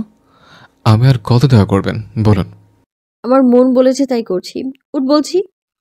আচ্ছা, আমি গরিব বলি কি আপনি আমায় দয়া করছেন? কি বলি তুই? আরে ছাড়ুন, কি করছেন কি? তাহলে গাড়িতে গিয়ে বস এক্ষুনি। রাজার কোনো কথা না বলে গাড়িতে গিয়ে বসে। রিমি গাড়ি চালানো শুরু করে। কলেজের ভিতরে এসে গাড়ি থামতেই রাজ গাড়ি থেকে নেমে তার বন্ধুদের সাথে গিয়ে কথা বলতে শুরু করে। রিমি গাড়ি থেকে নেমে তার বান্ধবীদের কাছে চলে যায়। তখনই জয়ী বলে, কি রে, আজকে রাজকে নিয়ে আসছে যে? নিয়ে এলাম। কাহিনী কি বলতো? কাহিনী কিছুই না, নিয়ে রাস্তায় পেলাম তাই সাথে করে নিয়ে এলাম এমনিতেই। ও আচ্ছা। কিছু সময় পর সবাই ক্লাসে চলে যায়। ক্লাস শেষ করে রাজ তার বন্ধুদের সাথে কথা বলছিল। তখনই রাজ একটা মেয়ের চিৎকার শুনতে পায়। রাজসহ সবাই তাকিয়ে দেখতে পায় কয়েকজন ছেলে মিলে একটা মেয়েকে জোর করে টেনে নিয়ে যাচ্ছে। রাজ এটা দেখে কিছু সময় চুপ করে দাঁড়িয়ে ওই দিকে হাঁটা দিল। রাজের বন্ধুরা রাজকে নিষেধ করছিল, কিন্তু রাজ শোনেনি। রাজের পেছন পেছন রিমি, জয়ী ও তারা বন্ধুরাও আসে। রাজ ছেলেগুলোর সামনে গিয়ে বলে, কি সমস্যা ভাই? তোর মেয়েটাকে এভাবে নিয়ে যাচ্ছে কেন? সেটা কি তোকে বলতে হবে? অবশ্যই, একটা মেয়েকে জোর করে নিয়ে যাচ্ছেন আর মেয়েটা চিৎকার করছে। ও আমার গার্লফ্রেন্ড হয়। আপু, উনি কি তোমার বিএফ হয়? না ভাইয়া, আমি এনাকে চিনি না। উনি আমার ক্লাস থেকে জোর করে কোনো কথা না বলে নিয়ে যাচ্ছে। ভাইজান, ছেড়ে দিন আপুকে। তুই জানিস আমি কে? তুই জানিস আমার পরিচয় কি? পরিচয় নিয়ে তুই পানি খা।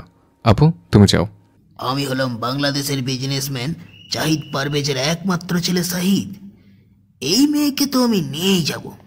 সাইদের কথা শুনে রাহুলের চেহারায় একটা হিংস্র রূপ ফুটে ওঠে। রাজের কপালের রগগুলো ফুলে উঠতে লাগলো। সেটা খেয়াল কেউ না করলেও রিমি খেয়াল করে। তখন রাজ বলে, এ ভাই, এত ঝামেলা করছেন কেন বলেন তো? ঝামেলা তো এখনো করিনি, তুই চলে যা এখান থেকে, তাহলে কোনো ঝামেলা হবে না। সাইদ যখনই নিতুর হাত ধরতে যাবে তখন নিতু রাজের পেছনে এসে রাজের বাম হাত চেপে ধরে বলে, ভাইয়া আমায় বাঁচান আপনি, এই অমানুষটা আমায় মেরে ফেলবে। এই ছেলে কি করবে? জানিস আমার পাওয়ার কি? তোকে তো আমি বিয়ে করব। যদি না পারি তাহলে তোকে আমার এক রাতের জন্য হলেও চাই। চল তুই সাইদ যখন নিতুর হাত ধরতে যাবে তখন রাজ সাইদের ডান হাত মুচড়ে দিয়ে চেপে ধরে বলে, আপুরা যখন চাইছে না তোর সাথে যেতে, তাহলে জোর করছিস কেন? তোদের মতো ছেলেদের কারণে মেয়েরা বাইরে চলাচল করতে পারে না। মন তো চাচ্ছে তোর চোখের মনেগুলো বের করে নি। এত সুন্দরী মেয়ের সাথে এত সুন্দর না, তোকে তোর ভাষা বোঝাতে হবে দেখছে। রাজ কথাটা বলে সাইদ ও তার সাথে বন্ধুদেরকে সবাইকেই মারতে লাগলো। সাইদকে মেরে মাটিতে ফেলে রেখে রাজনীতুকে নিয়ে সেখান থেকে চলে যায়। রাজনীতুকে জিজ্ঞেস করে, আপু তুমি ছেলেটাকে চেনো? আমার বাবার বন্ধুর ছেলে। ওই ছেলেটা খারাপ ছেলে ভাইয়া। আপু তুমি এখন বাসায় যেতে পারো। ধন্যবাদ ভাইউ। নিতু চলে গেলে রাজও পেছন ঘুরে সেই সামনে হাঁটতে যাবে তখন রিমি বলে, ওয়েট নায়ক সাহেব। নায়ক মানে? কালকে একটা বাচ্চার প্রাণ বাঁচালে আর আজকে একটা মেয়েকে বাঁচালে, তাই বললাম। কালকে যেটা করেছি সেটা আমার দায়িত্ব ছিল, আজকে ও যা করেছে সেটাও আমার দায়িত্ব ছিল। বুঝলাম। আমি কি যেতে পারি এখন? আমি কি জড়িয়ে ধরেছি তোমায়? রাজ পাশ কাটিয়ে সামনের দিকে হাঁটা দিল আর মনে মনেই বলল, এর মেয়ের মাথায় সমস্যা আছে নিশ্চয়ই, নাহলে কিছু আবল তাবল কথা বলে। এর থেকে দূরে থাকতে হবে, এদের মতো বড় লোকদের বিশ্বাস করতে নেই।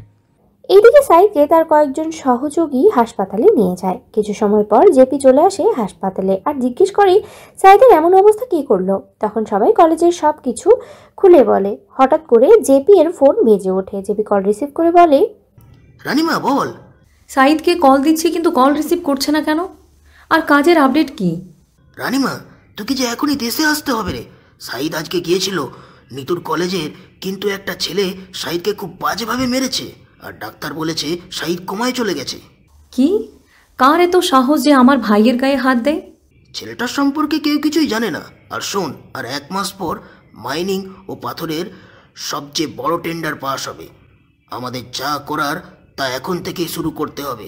এখন থেকে চৌধুরী কোম্পানির ধ্বংস শুরু করতে হবে এবং ওদের থেকে সবচেয়ে বড় অ্যামাউন্ট আমাদের কাউন্ট করতে হবে। আমি আসছি বাবা, কালকে সকালেই আসছি।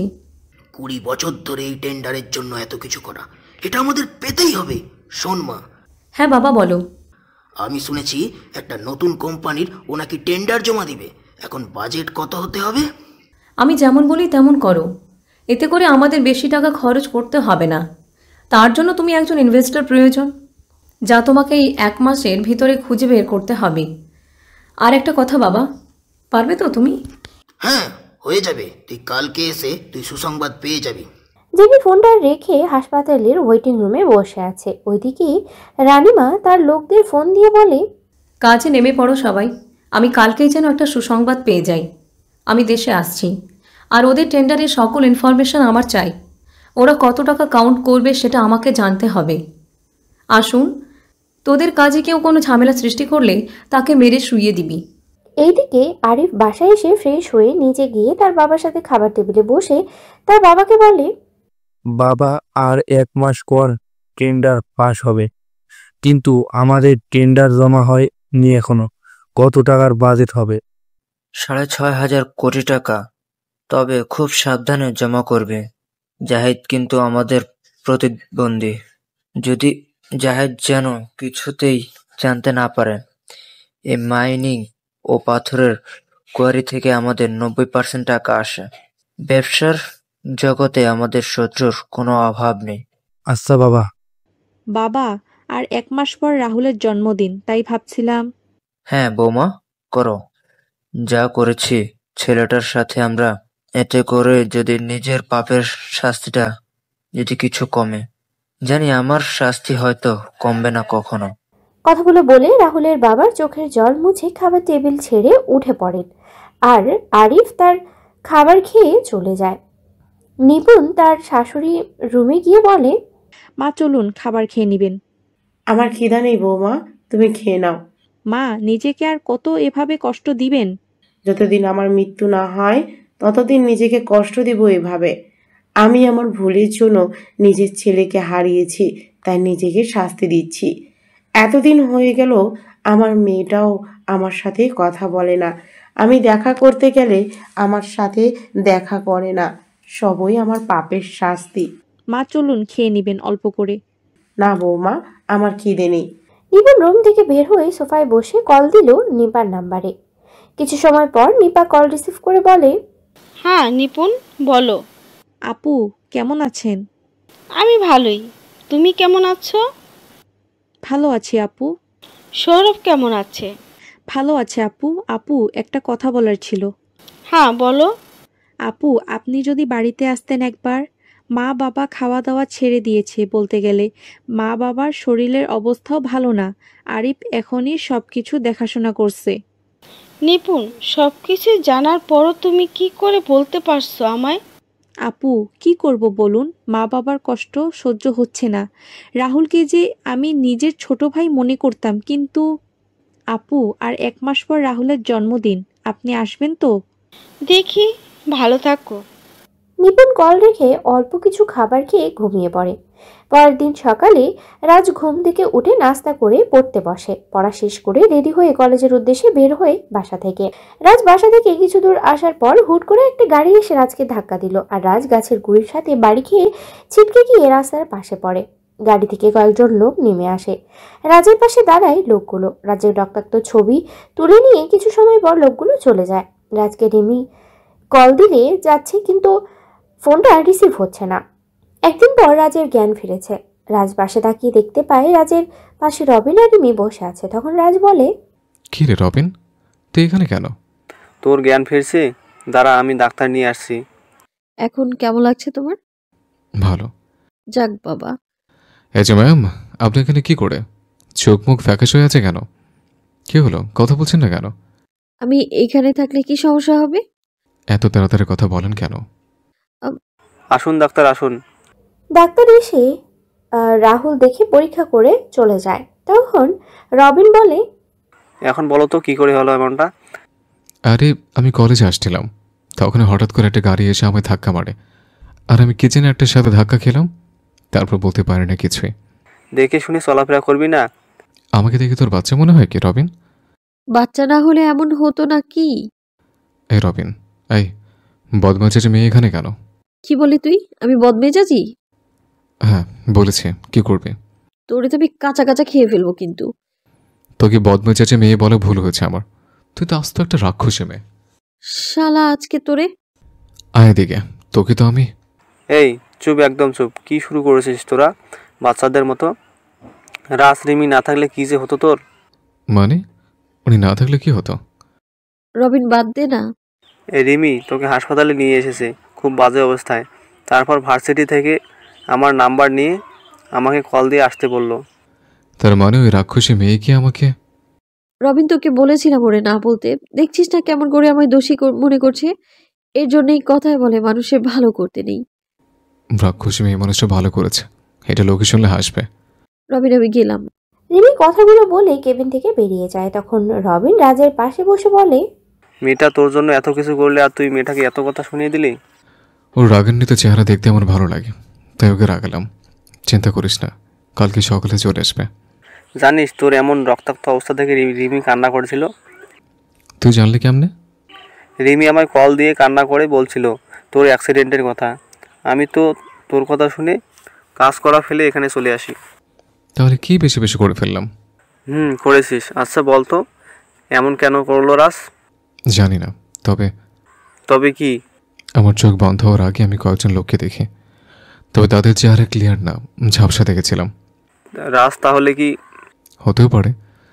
ওদিকের কি খবর বলতো? খবর ভালো না রে, কেউ ভালো নেই। তবে একটা খুশির খবর আছে তোর জন্য। কি? মামা বাসায় এসেছিল এবং তার সাথে তার ভাগ্নি এসেছিল। কি তুই সত্যি বলছিস তো? হ্যাঁ রে। রাজা রবিন যখন কথা বলছিল তখন রবিনের ফোন বেজে ওঠে। রবিন ফোন নিয়ে বাইরে চলে যায়। রবিন কল রিসিভ করে বলে, হ্যাঁ বলো। ওপাশ থেকে কি বলছে কিছু শোনা যাচ্ছে না। রবিন হঠাৎ করে চিৎকার দিয়ে বলে, কি বলছো কি? আমি তো কালকে আসার সময় সবাইকে বাসায় দেখলাম। তাহলে বাসার বাইরে মানে? এক রাতের ভিতরে কি এমন হলো যে সবাই বের হয়ে গেলেন? রবিন ফোনের ওপাশ থেকেই সব শুনে ফোন কেটে দিয়ে রুমের ভিতরে প্রবেশ করে আর পায়চারি করতে লাগলো। রাজ রবিনকে রাগান্বিত দেখে বলে, কি হয়েছে? তেমন রেগে আছিস কেন? কিছু না। রবিন, কি হয়েছে আমায় বল। তোর রেগে যাওয়া মানে কিছু একটা হয়েছে। বাড়ি থেকে কল এসেছিল। আঙ্কেল আন্টি ঠিক আছে তো? মা বাবা ঠিক আছে, কিন্তু আমি তো কালকেই সব কিছু ঠিক দেখে এলাম। তাড়াতাড়ি করে গাড়ি নিয়ে আসতে বল, আমি এখনই বের হব। আর আমার লোকদের সামনে আসতে বল। রাজ, তুই অসুস্থ এই অবস্থায়? রবিন, আমি ঠিক আছে, আমি তোকে যা বললাম সেটাই কর। রাজের কথা শুনে রবিন তার ফোন বের করে কল দিল একটা নাম্বারে। ওপাশ থেকে কল রিসিভ করে সালাম দেওয়ার পর রবিন সালামের উত্তর দিয়ে বলে, গাড়ি নিয়ে এই হাসপাতালে চলে আসো এবং হেলিকপ্টার রেডি রাখতে বলো।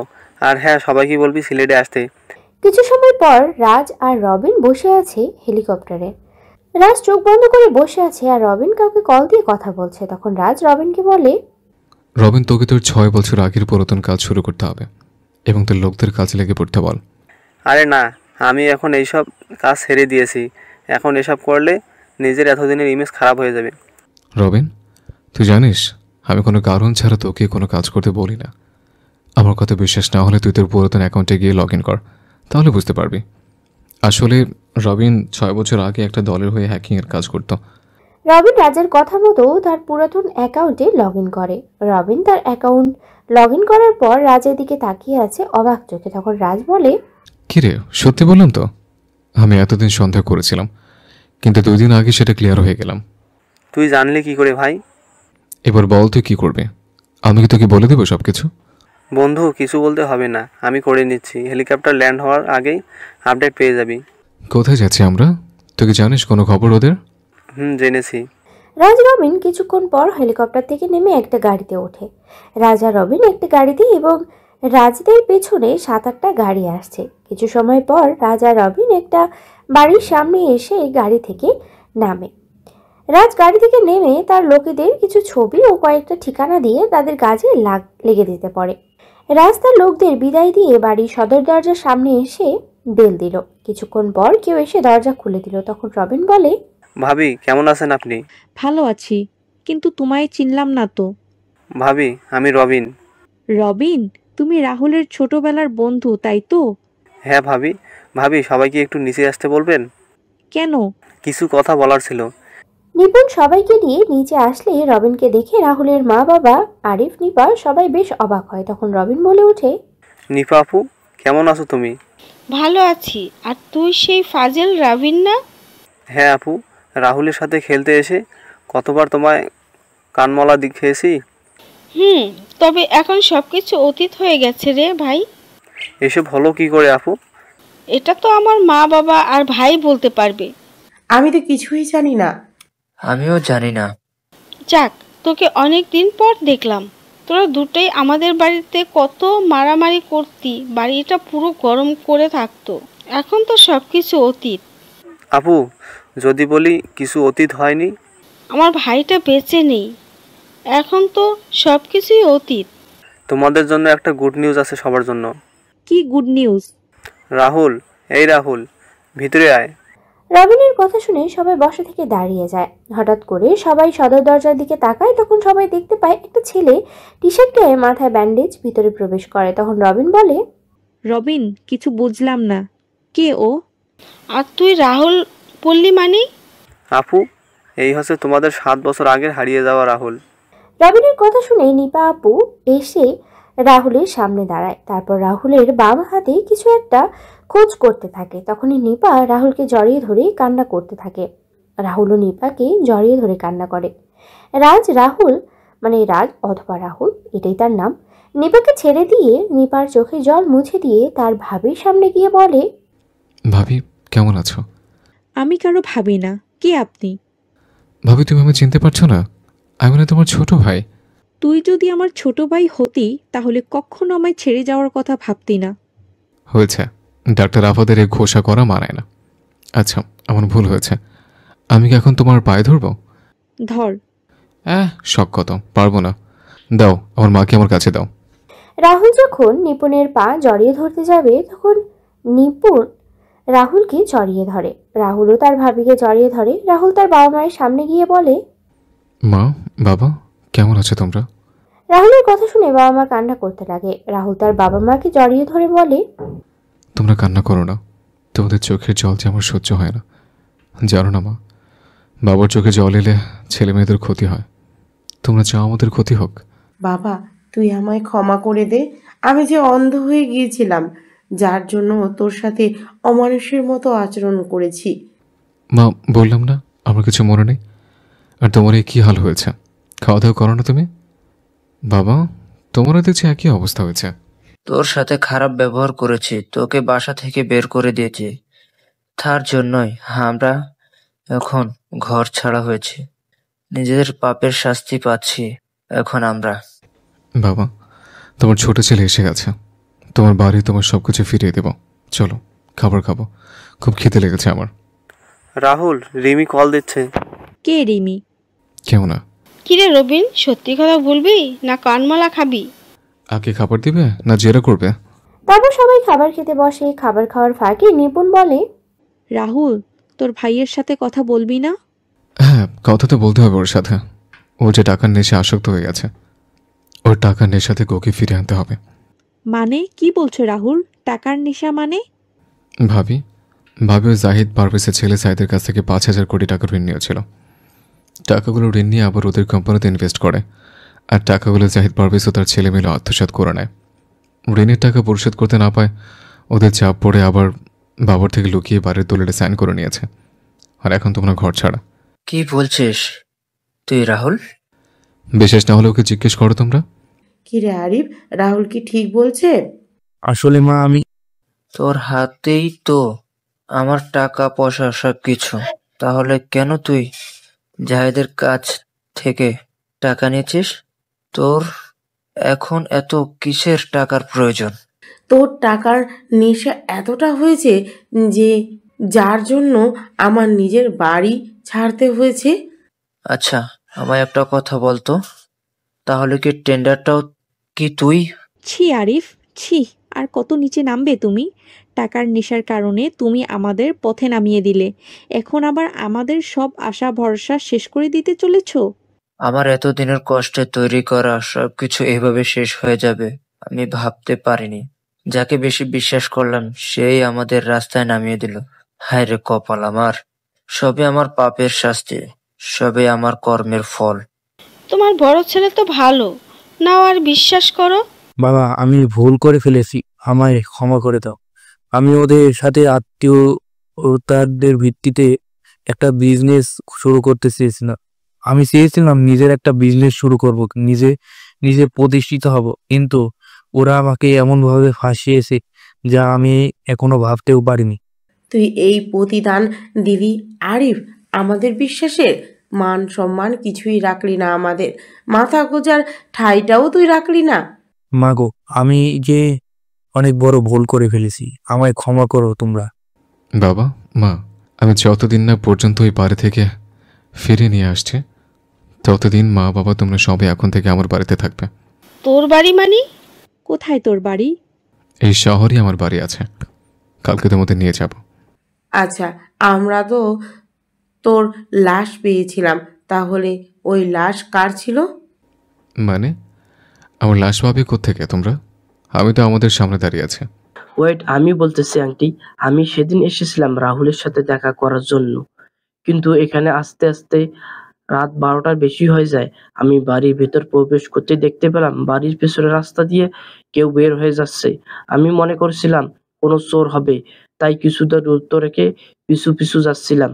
হঠাৎ দেখতে পেলাম ব্রিজের লাইটের আলোয় এটা রাহুল। যতক্ষণে আমি রাহুলের কাছে যাই ততক্ষণে রাহুল নদীতে ঝাঁপ দিল, আমিও ঝাঁপ দিলাম। কিছু সময় খোঁজাখুঁজির পর রাহুলকে পাইলাম অজ্ঞান অবস্থায়। তারপর একটা গাড়ি করে রাহুলকে নিয়ে সিলেটে হাসপাতালে যাই, আর এরপর বরিশাল হাসপাতালে নিয়ে যাই। রাহুলের মুখের কিছু অংশ কেটে যায় এবং রাহুলের মুখের কিছুটা পরিবর্তন হয়। সিলেট হাসপাতালের ডাক্তারের সাথে কথা বলে একটা অজ্ঞাত লাশকে রাহুলের লাশ বলে চালিয়ে দেই। এই 6-7 বছর রাহুল আর আমি একসাথে ছিলাম আর এখনো আছি। রবিন, তোর কাছে আমরা সবাই কৃতজ্ঞ রে বাবা। তুই না থাকলে আমি ছেলেটাকে হারিয়ে ফেলতাম। রাহুল আমার বন্ধু, রাহুলকে কি করে আমি অকালে এমন করে হারিয়ে যেতে দিতাম বলো? এই রাহুল নে, কথা বল তুই। কার সাথে কথা বলবো? রিসিভ করে কথা বল, বুঝতেই পারবি। হ্যালো, এ রবিনের বাচ্চা, কল রিসিভ করছিস না কেন? আমি রবিন না, আমি রাজ। ওই শালা, তোর ফোন অফ কেন? হ্যাঁ, কখন থেকে আমি কল দিয়ে যাচ্ছি তোদের? ওই বদমা চেঁচে আমি তো চালা হলাম কি করে? তার মানে তুই? এই কুত্তা, বেশি কথা বলবি না তো, তাহলে কিন্তু খুন করে ফেলবো। কই তোরা? হসপিটালে গিয়ে পেলাম না। আমরা এখন সিলেটে আছি। সিলেট কেন? কাজে এসছে। কি কাজ? সেটা রবিন বলবে। এই রবিন, কথা বল।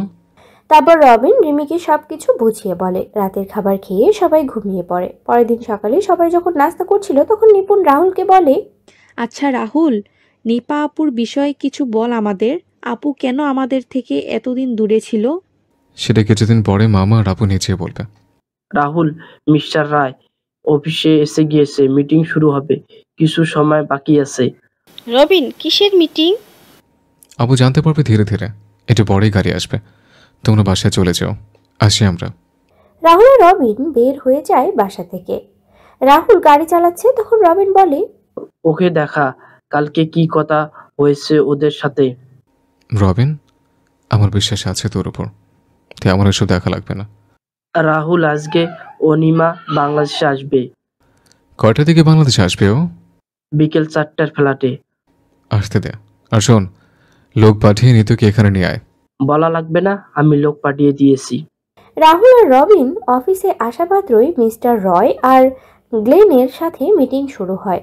রাহুল মিস্টার রয় এবং গ্লেনকে তাদের কোম্পানি তৈরির সকল প্রেজেন্টেশন, তাদের পণ্য সম্পর্কে মানুষের ধারণা কেমন, পণ্যের উৎপাদন প্রক্রিয়া আর গুণগত মান সবকিছুই দেখাচ্ছিলেন। আর রবিন রাহুলকে সাহায্য করছিল।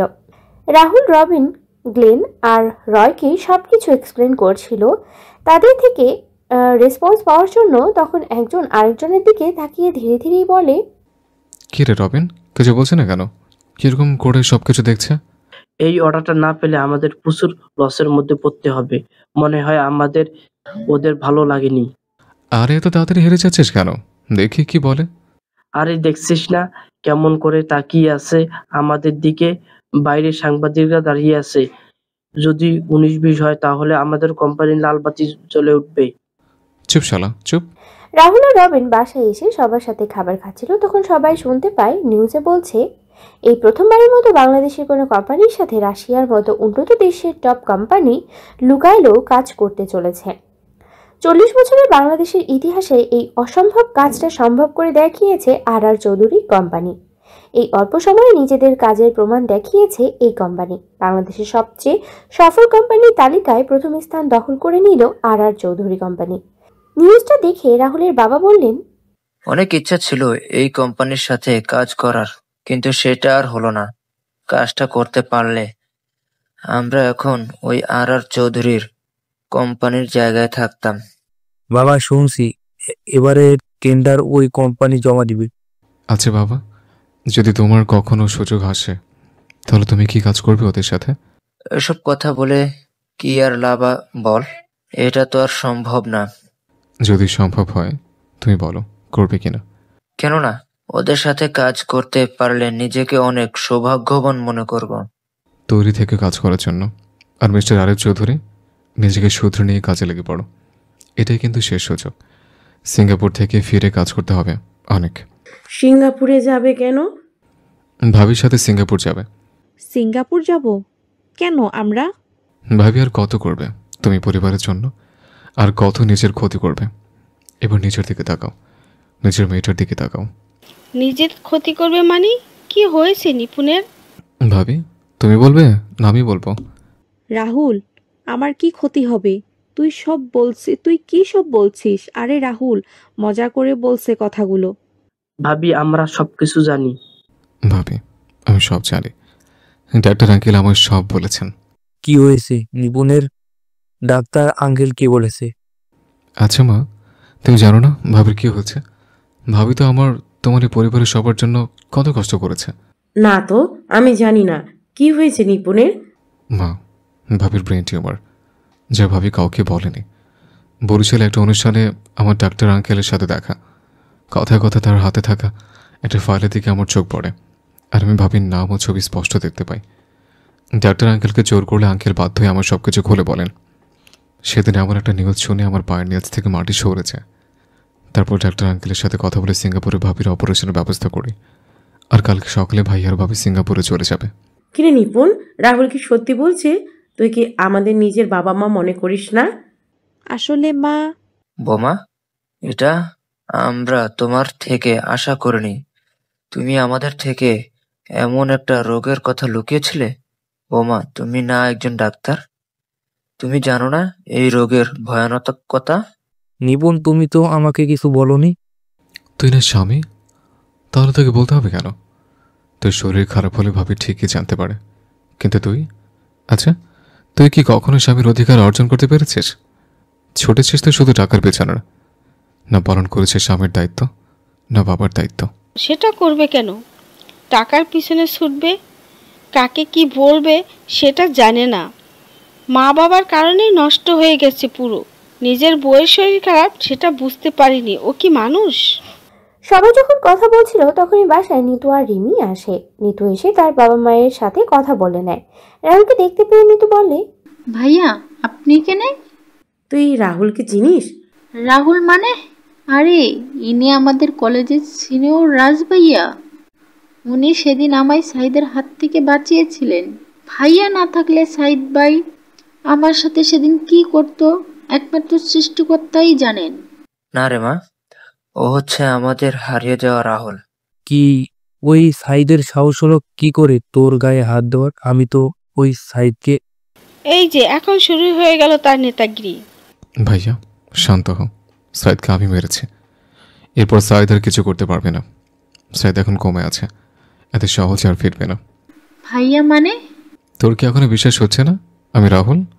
আমার কেমন যেন গুলিয়ে যাচ্ছে সবকিছু। আয় আমার পাশে, নাহলে কান টেনে হাতের মতো লম্বা করে দেব। ভাইয়া? নিতু রাহুলকে ভাইয়া বলে জড়িয়ে ধরে। রাহুল নিতুর সাথে কথা বলছিল, তখনই সবার নজর পড়ে রিমির দিকে। তখন নিপা আপু বলে, নিপি ওকে, রিমিকে উদ্দেশ্য করে। রাহুল, আমি বলবো কি? আমি বলছি, আমি হলাম রিমি, আমার বাড়ি বরিশালে। আমি রবিন আর রাজ একই কলেজে একই ডিপার্টমেন্টে পড়ি। নিপুণ একসাথে পড়ো মানে কি ব্যাপার দেবরাজ? নিজেকে প্রতিষ্ঠিত করতে গিয়ে ভাবি আর পড়া হয়নি, তাই আমি আর রবিন মিলে আবার পড়াশোনা শুরু করি, আর তখনই টিমের সাথে পরিচয়। নিপুণ এবার তাহলে তোমার সঙ্গে আসতে চলেছে এই বাড়িতে। তোমাদের তাহলে পছন্দ হয়েছে? তাহলে কি রাহুল আমি ঘটকের দায়িত্ব পালন করতে পারি? অনেক হয়েছে, আমাকে কথা বলতে দাও ওর সাথে। এই দিকে আসো মা, তুমি আমার পাশে বসো। মা, কি বলছো তোমরা? তোমরা যা ভাবছো সেটা সত্যি না। তাহলে কি সত্যি আমি বলবো 12টায়? রবিন চলো তো, অনেক কাজ আছে এখন। আপু বিয়ে কি? শাল্লা চলতো। রাহুল রবিনকে নিয়ে বাইরে এসে ইচ্ছা মতো মারতে থাকলো, আর রবিন বেচারা চিৎকার করছে। তখন হঠাৎ করে রাহুলের ফোন বেজে ওঠে। রাহুল ফোন রিসিভ করতেই শুনতে পেল, কেমন আছো জানেমান? কে বলছেন? এত তাড়াতাড়ি ভুলে গেলে আমায়? তোমার এক্স গার্লফ্রেন্ড। আমার এক্স দিয়া। যাক, মনে আছে তোমায় আমার। মনে থাকবে না? তোর আর তোর বাপের থেকে অনেক হিসাব তুলতে হবে যে। দেখা করবে আমার সাথে? তোমায় দেখতে আমার খুব ইচ্ছে করছে। কোথায় দেখা করবে? কালকে জল্লারপার ওয়াকওয়েতে বিকেল 5টা। আচ্ছা। কে কল দিয়েছিল? দিয়া। কোথায় যাবি? কালকে বিকেলে দেখা করতে যাব। আর শোন, রিমিকে আমাদের সাথে নিয়ে যাব কালকে। কেন? গেলে দেখতে পাবি খাঁচা ভেঙে পাখি উড়ে গেছে রে। অন্য ডালের শুকনা পেয়ে আবার খাঁচায় ফিরে এলো। হাহারে হাহারে। তুই গান গাইছিস? কালকে তুই সেখানে একটা জিনিস থেকে গান গাইবি, দেখা নিস। রাহুল আর রবিন আর কিছুক্ষণ কথা বলে বাসায় চলে আসে। সবাই একসাথে খাওয়া দাওয়া করে যে যার রুমে গিয়ে ঘুমিয়ে পড়ে। পরদিন সকালে সবাই নাস্তা করে নিল। তারপর রাহুল, রবিন, আরিফ আর নিপুণকে নিয়ে রওনা দিল এয়ারপোর্টের উদ্দেশ্যে। রাহুল সমস্ত ফর্মালিটি শেষ করিয়ে যখন আসতে যাবে তখন নিপুণ রাহুলকে বলে, রাহুল ভাই আমার, আমি যদি আর ফিরে না আসি তাহলে আমার মেয়েটাকে দেখে রাখিস। ভাবি, তুমি কি বলছো এসব? তোমাকে যা হবে না, তুমি সুস্থ হয়ে যাবে। তোমার মেয়েকে তো তুমি দেখবে। আমি ডাক্তার, আর আমি জানি আমি কোন পর্যায়ে আছি। ভাবি, তুমি সুস্থ হয়ে যাবে। তুমি যদি ভেঙে পড়ো তাহলে কি করে হবে বলো? তুমি নিজেকে শক্ত রাখবে, আর নিজের মেয়ের জন্য তোমায় বাঁচতে হবে, তোমার স্বামীর জন্য বাঁচতে হবে, আমাদের এই সংসারের জন্য তোমায় বাঁচতে হবে। ওই হাদারাম দেখে রাখবে, কোনো সমস্যা হলে কল দিবে, আর আমার মাটাকে দেখে রাখবে। মনে হচ্ছে বউ বাচ্চা তোর। আরে ভাই, আমি আসতো দেখার জন্য। আহা ভাই, তোর ভাইকে বিয়ে দিয়ে দাও। চুপ শালা, সাবধানে যাবে। এয়ারপোর্ট থেকে রাহুল আর রবিন অফিসে চলে যায়। বিকেলবেলা রাহুল আর রবিন বাসায় এসে খাওয়া দাওয়া শেষ করে কিছু সময় রেস্ট নিয়ে রেডি হয়ে নেয়। রাহুল রবিনকে বলে, আমি নিয়ে আসবো। হ্যাঁ, তুই নিয়ে আয়, আমি গেলাম। রাহুল গাড়ির কাছে গিয়ে ফোন বের করে কাউকে কল দিয়ে কথা বলছে। কিছু সময় পর রবিন আর রিমি বাসা থেকে বের হয়ে আসে। রাহুল কথা বলা শেষ করে ইশারা করে গাড়িতে বসার জন্য। রিমি রবিন গাড়িতে বসলে রাহুল গাড়ি চালানো শুরু করে। তখনই রিমি বলে, আমরা কোথায় যাচ্ছি? কাছে যাচ্ছে। মিথ্যে বলছিস কেন? সত্যিটা বল। কি সত্যি? রাহুল তার এক্স গার্লফ্রেন্ডের সাথে দেখা করতে যাচ্ছে। কি? ওই বজ্জাতেরও গার্লফ্রেন্ডটা ছিল? কেন, আমার গার্লফ্রেন্ড থাকতে পারে না? তোমার মতো রাক্ষসের থাকবে? রবিন, আমি কি কোনো বজ্জাতের সাথে কথা বলছি? আমার বিষয়ে কথা বলছে, আবার বলছে আমার সাথে কথা বলছে না। রিমি আর রাহুলের ঝগড়া শুনে রবিন মিটমিট করে হাসছে। তখন রিমি বলে, শালা মন যাচ্ছে তোকে জেলের। এই শালা, হাসছিস কেন? হাসিতে আমি এই গাড়ি থেকে নাম। রাহুল রবিন রিমি গাড়ি থেকে নেমে ওয়ার্কওয়েতে হাঁটাহাঁটি করছিল। তখনই দেখতে পায় দিয়া আসছে। দিয়া এসে রাহুলকে জড়িয়ে ধরে বলে, কেমন আছো জানেমান? কতদিন পর তোমায় জড়িয়ে ধরলাম বলো তো। আহ, কি যে শান্তি পাচ্ছি আমি। 6 বছর 6 মাস 6 দিন পর। বাহ, তুমি মনে রেখেছো দেখছি। মনে তো রাখতেই হবে। রাহুল দিয়াকে তার থেকে ছাড়িয়ে নিল আর রিমি চোখ গরম করে রিমির দিকে তাকিয়ে আছে। দিয়া রিমির দিকে তাকিয়ে বলে, মেয়েটা কি তোমার? আমরা একসাথে পড়ি, আর মেয়েটাকে তুমি ভালো করে চেনো। আচ্ছা, তাই নাকি? তা কে মেয়েটা? সেটা একটু পরে জানতে পারবে। বলো, কি বলতে চাও তুমি? জানেমান, তুমি তো মাস্টার স্ট্রোক গেম খেললে আমার সাথে। বুদ্ধি করে নিজের বোনকে বাঁচিয়ে নিলে, এখন আবার পরিবারকেও বাঁচিয়ে নিতে চাইছো? মাস্টার রানীর সাথে ছিলাম, তাই শিখে গেছে। বাহ, ভালোই তো স্মার্ট হয়েছো দেখতে পাচ্ছি। সবই তোমার জন্য জানেমান। মন চাচ্ছে তোমায় এখন আই লাভ ইউ বলি। তোমার সাথে দেখা না হতে পারে জানেমান। মানে? চোরের 10 দিন আর সাধুর 1 দিন, কথাটা মনে আছে তো তোমার জানেমান? দিয়া কিছু সময় চিন্তা করে রাহুলকে উদ্দেশ্য করে বলে ওঠে, তোর সাথে পরে কথা হবে, আর সেটা হবে। Wait জানেমান, wait. রমি, তোমরা যে রানীমাকে খুঁজছিলে, এ হলো সেই রানীমা। কি? হ্যাঁ, প্রমাণ দেখতে চাও তুমি? হ্যাঁ। ওর হাতে 3 স্টার ট্যাটু আর ঘাড়ের পেছনে রানীমা লেখা আছে। রিমি গিয়ে দিয়ার হাত চেক করতেই রাহুলের কথা মতো সবকিছু দেখতে পায়। আর তখনই রিমি তার পেছন থেকে পিস্তল বের করে দিয়ার মাথায় তাক করে। তখনই পুলিশ ও আর্মি সদস্যরা ঘিরে ফেলে চারদিকে। তখন রাহুল বলে, জানেমান, কেমন দিলাম? বলেছিলাম এই দেখায় আমাদের শেষ দেখা হবে। তুই জানলি কি করে আমি যে রানীমা? কারণ আমি আজ থেকে 6 বছর আগে তোর হাতে এবং ঘাড়ের পেছনে রানীমা লিখে দিয়েছিলাম।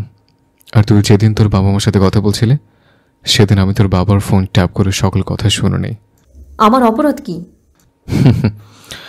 ড্রাগস ডিলার ও কন্ট্যাক্ট কিলার রানীমা, আপনার অপরাধ কি আপনি জানেন?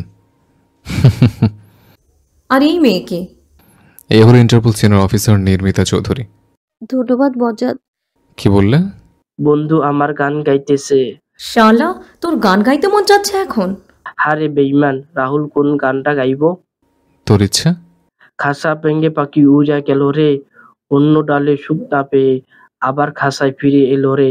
আহারে আহারে, অফিসার ওকে নিয়ে যান। শালা, তোরে তো আয় তোরে ভুনিয়ে জানতো। সরি, তো চলুন মিস দিয়া ওরফে রানীমা। রাহুল বসে হাসতে শুরু করে। তখনই রবিন এসে রাহুলের কাঁধে এসে হাত দিল। রাহুল রবিনকে নিয়ে বাসায় চলে আসে। খাবার টেবিলে নিউজটা সবাই দেখতে পায়। তখনই নিতু বলে, ভাইয়া, সেদিন দিয়া আপু কি তোর সাথে কি করেছিল? হ্যাঁ ভাই, বলো কি বলছিল তোর সাথে? সেদিন আমি রুমে বসে ফোনে গেম খেলছিলাম। দিয়ে আমার সাথে কিছু কথা বলে চলে যায়। আর গেম খেলার সময় কারোর সাথে কথা বললে আমার চোখ ফোনের স্ক্রিনে। হঠাৎ করে দিয়ে এসে আমার জড়িয়ে ধরে, আমার মুখের শরীরের খামচাতে শুরু করে। আমি কিছু বুঝে উঠতে পারছিলাম না। তখন দিয়া নিজের জামা ছিঁড়তে শুরু করলো আর চিৎকার করতে লাগলো। কিছু বলার আগেই মা বাবা ভাইয়া রুমে আসে। আর দিয়া গিয়ে বাবা মাকে মিথ্যে কথা বলে। ন্যাকা কান্না করতে লাগলো। বাবা মা ভাই আমার কথা না শুনে আমায় মারতে লাগলো। হঠাৎ করে দিয়ে এমনটা করলো কেন? দিয়ে আমাকে ভালোবাসত, আমাকে প্রপোজ করে, কিন্তু আমি না করে দিই। এর বদলা নিতেও আমার একটা কাজ করে। সেদিন আমি মা বাবাকে বলেছিলাম ভাইয়ার কথাটা শোনো, কিন্তু তারা তো নিজের ছেলে থেকে পরের মেয়েকে বেশি বিশ্বাস করলেন। আর এখন শুনতে পাচ্ছ তো তোমরা? এভাবেই চলে যায় কিছুদিন। নিপুণের অপারেশন ভালোভাবেই সম্পন্ন হয়েছে। নিপুণরা আসতে চেয়েছিল, কিন্তু রাহুল বলেছে কয়েকদিন সিঙ্গাপুর থেকে ঘুরে আসার জন্য। কালকে মাইনিং ও পাথরের ট্রেডার পাস হবে, এই নিয়ে রাহুল রবিন তার বাবার সাথে কথা বলছে। বাবা, কালকে রেডি থেকো, এক জায়গায় যেতে হবে। কোথায় যাব? সকালেই জানতে পারবে। এদিকে জাহিদ পারভেজ জেপি দিয়ার সাথে জেলে কথা বলছে। বাবা, কাজ কি এগোচ্ছে? হ্যাঁ রে মা, আমার কথা হয়েছে। ওরা 55% আর আমরা 45%। এটা পেয়ে গেলেই আমি বের হয়ে ওই রাহুলের পরিবারকে শেষ করে দিব। হ্যাঁ রে মা। এর কি খবর? সাইদ এখনো কমাই রে মা। চিন্তা করো না।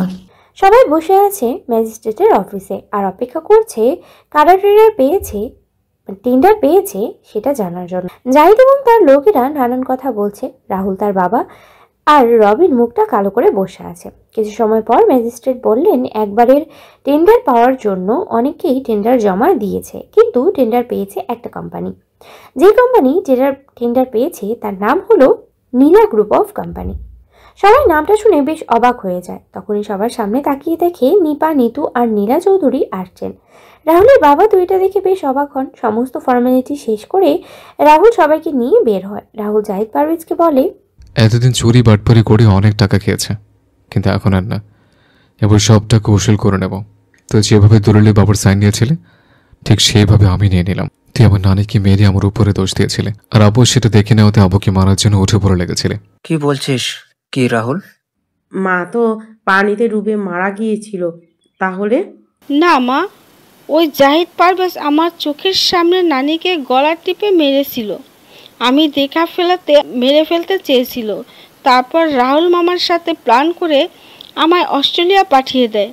আমার জন্য রাহুল হয়ে যায় সবার কাছে খুনি, অপয়া, মুখপোড়া। জাহিদ, তোকে তো আমি জুতা পেটা করা উচিত তোকে। তুই কিন্তু ঠিক করিসনি। জেলের ভাত খেয়ে শেষ কর, তারপর বলিস অফিসার নিয়েছেন জাহিদ পারভেজকে। রাহুলের কথা শুনে পুলিশ সদস্যরা এসে জাহিদ পারভেজকে ধরে নিয়ে যায়।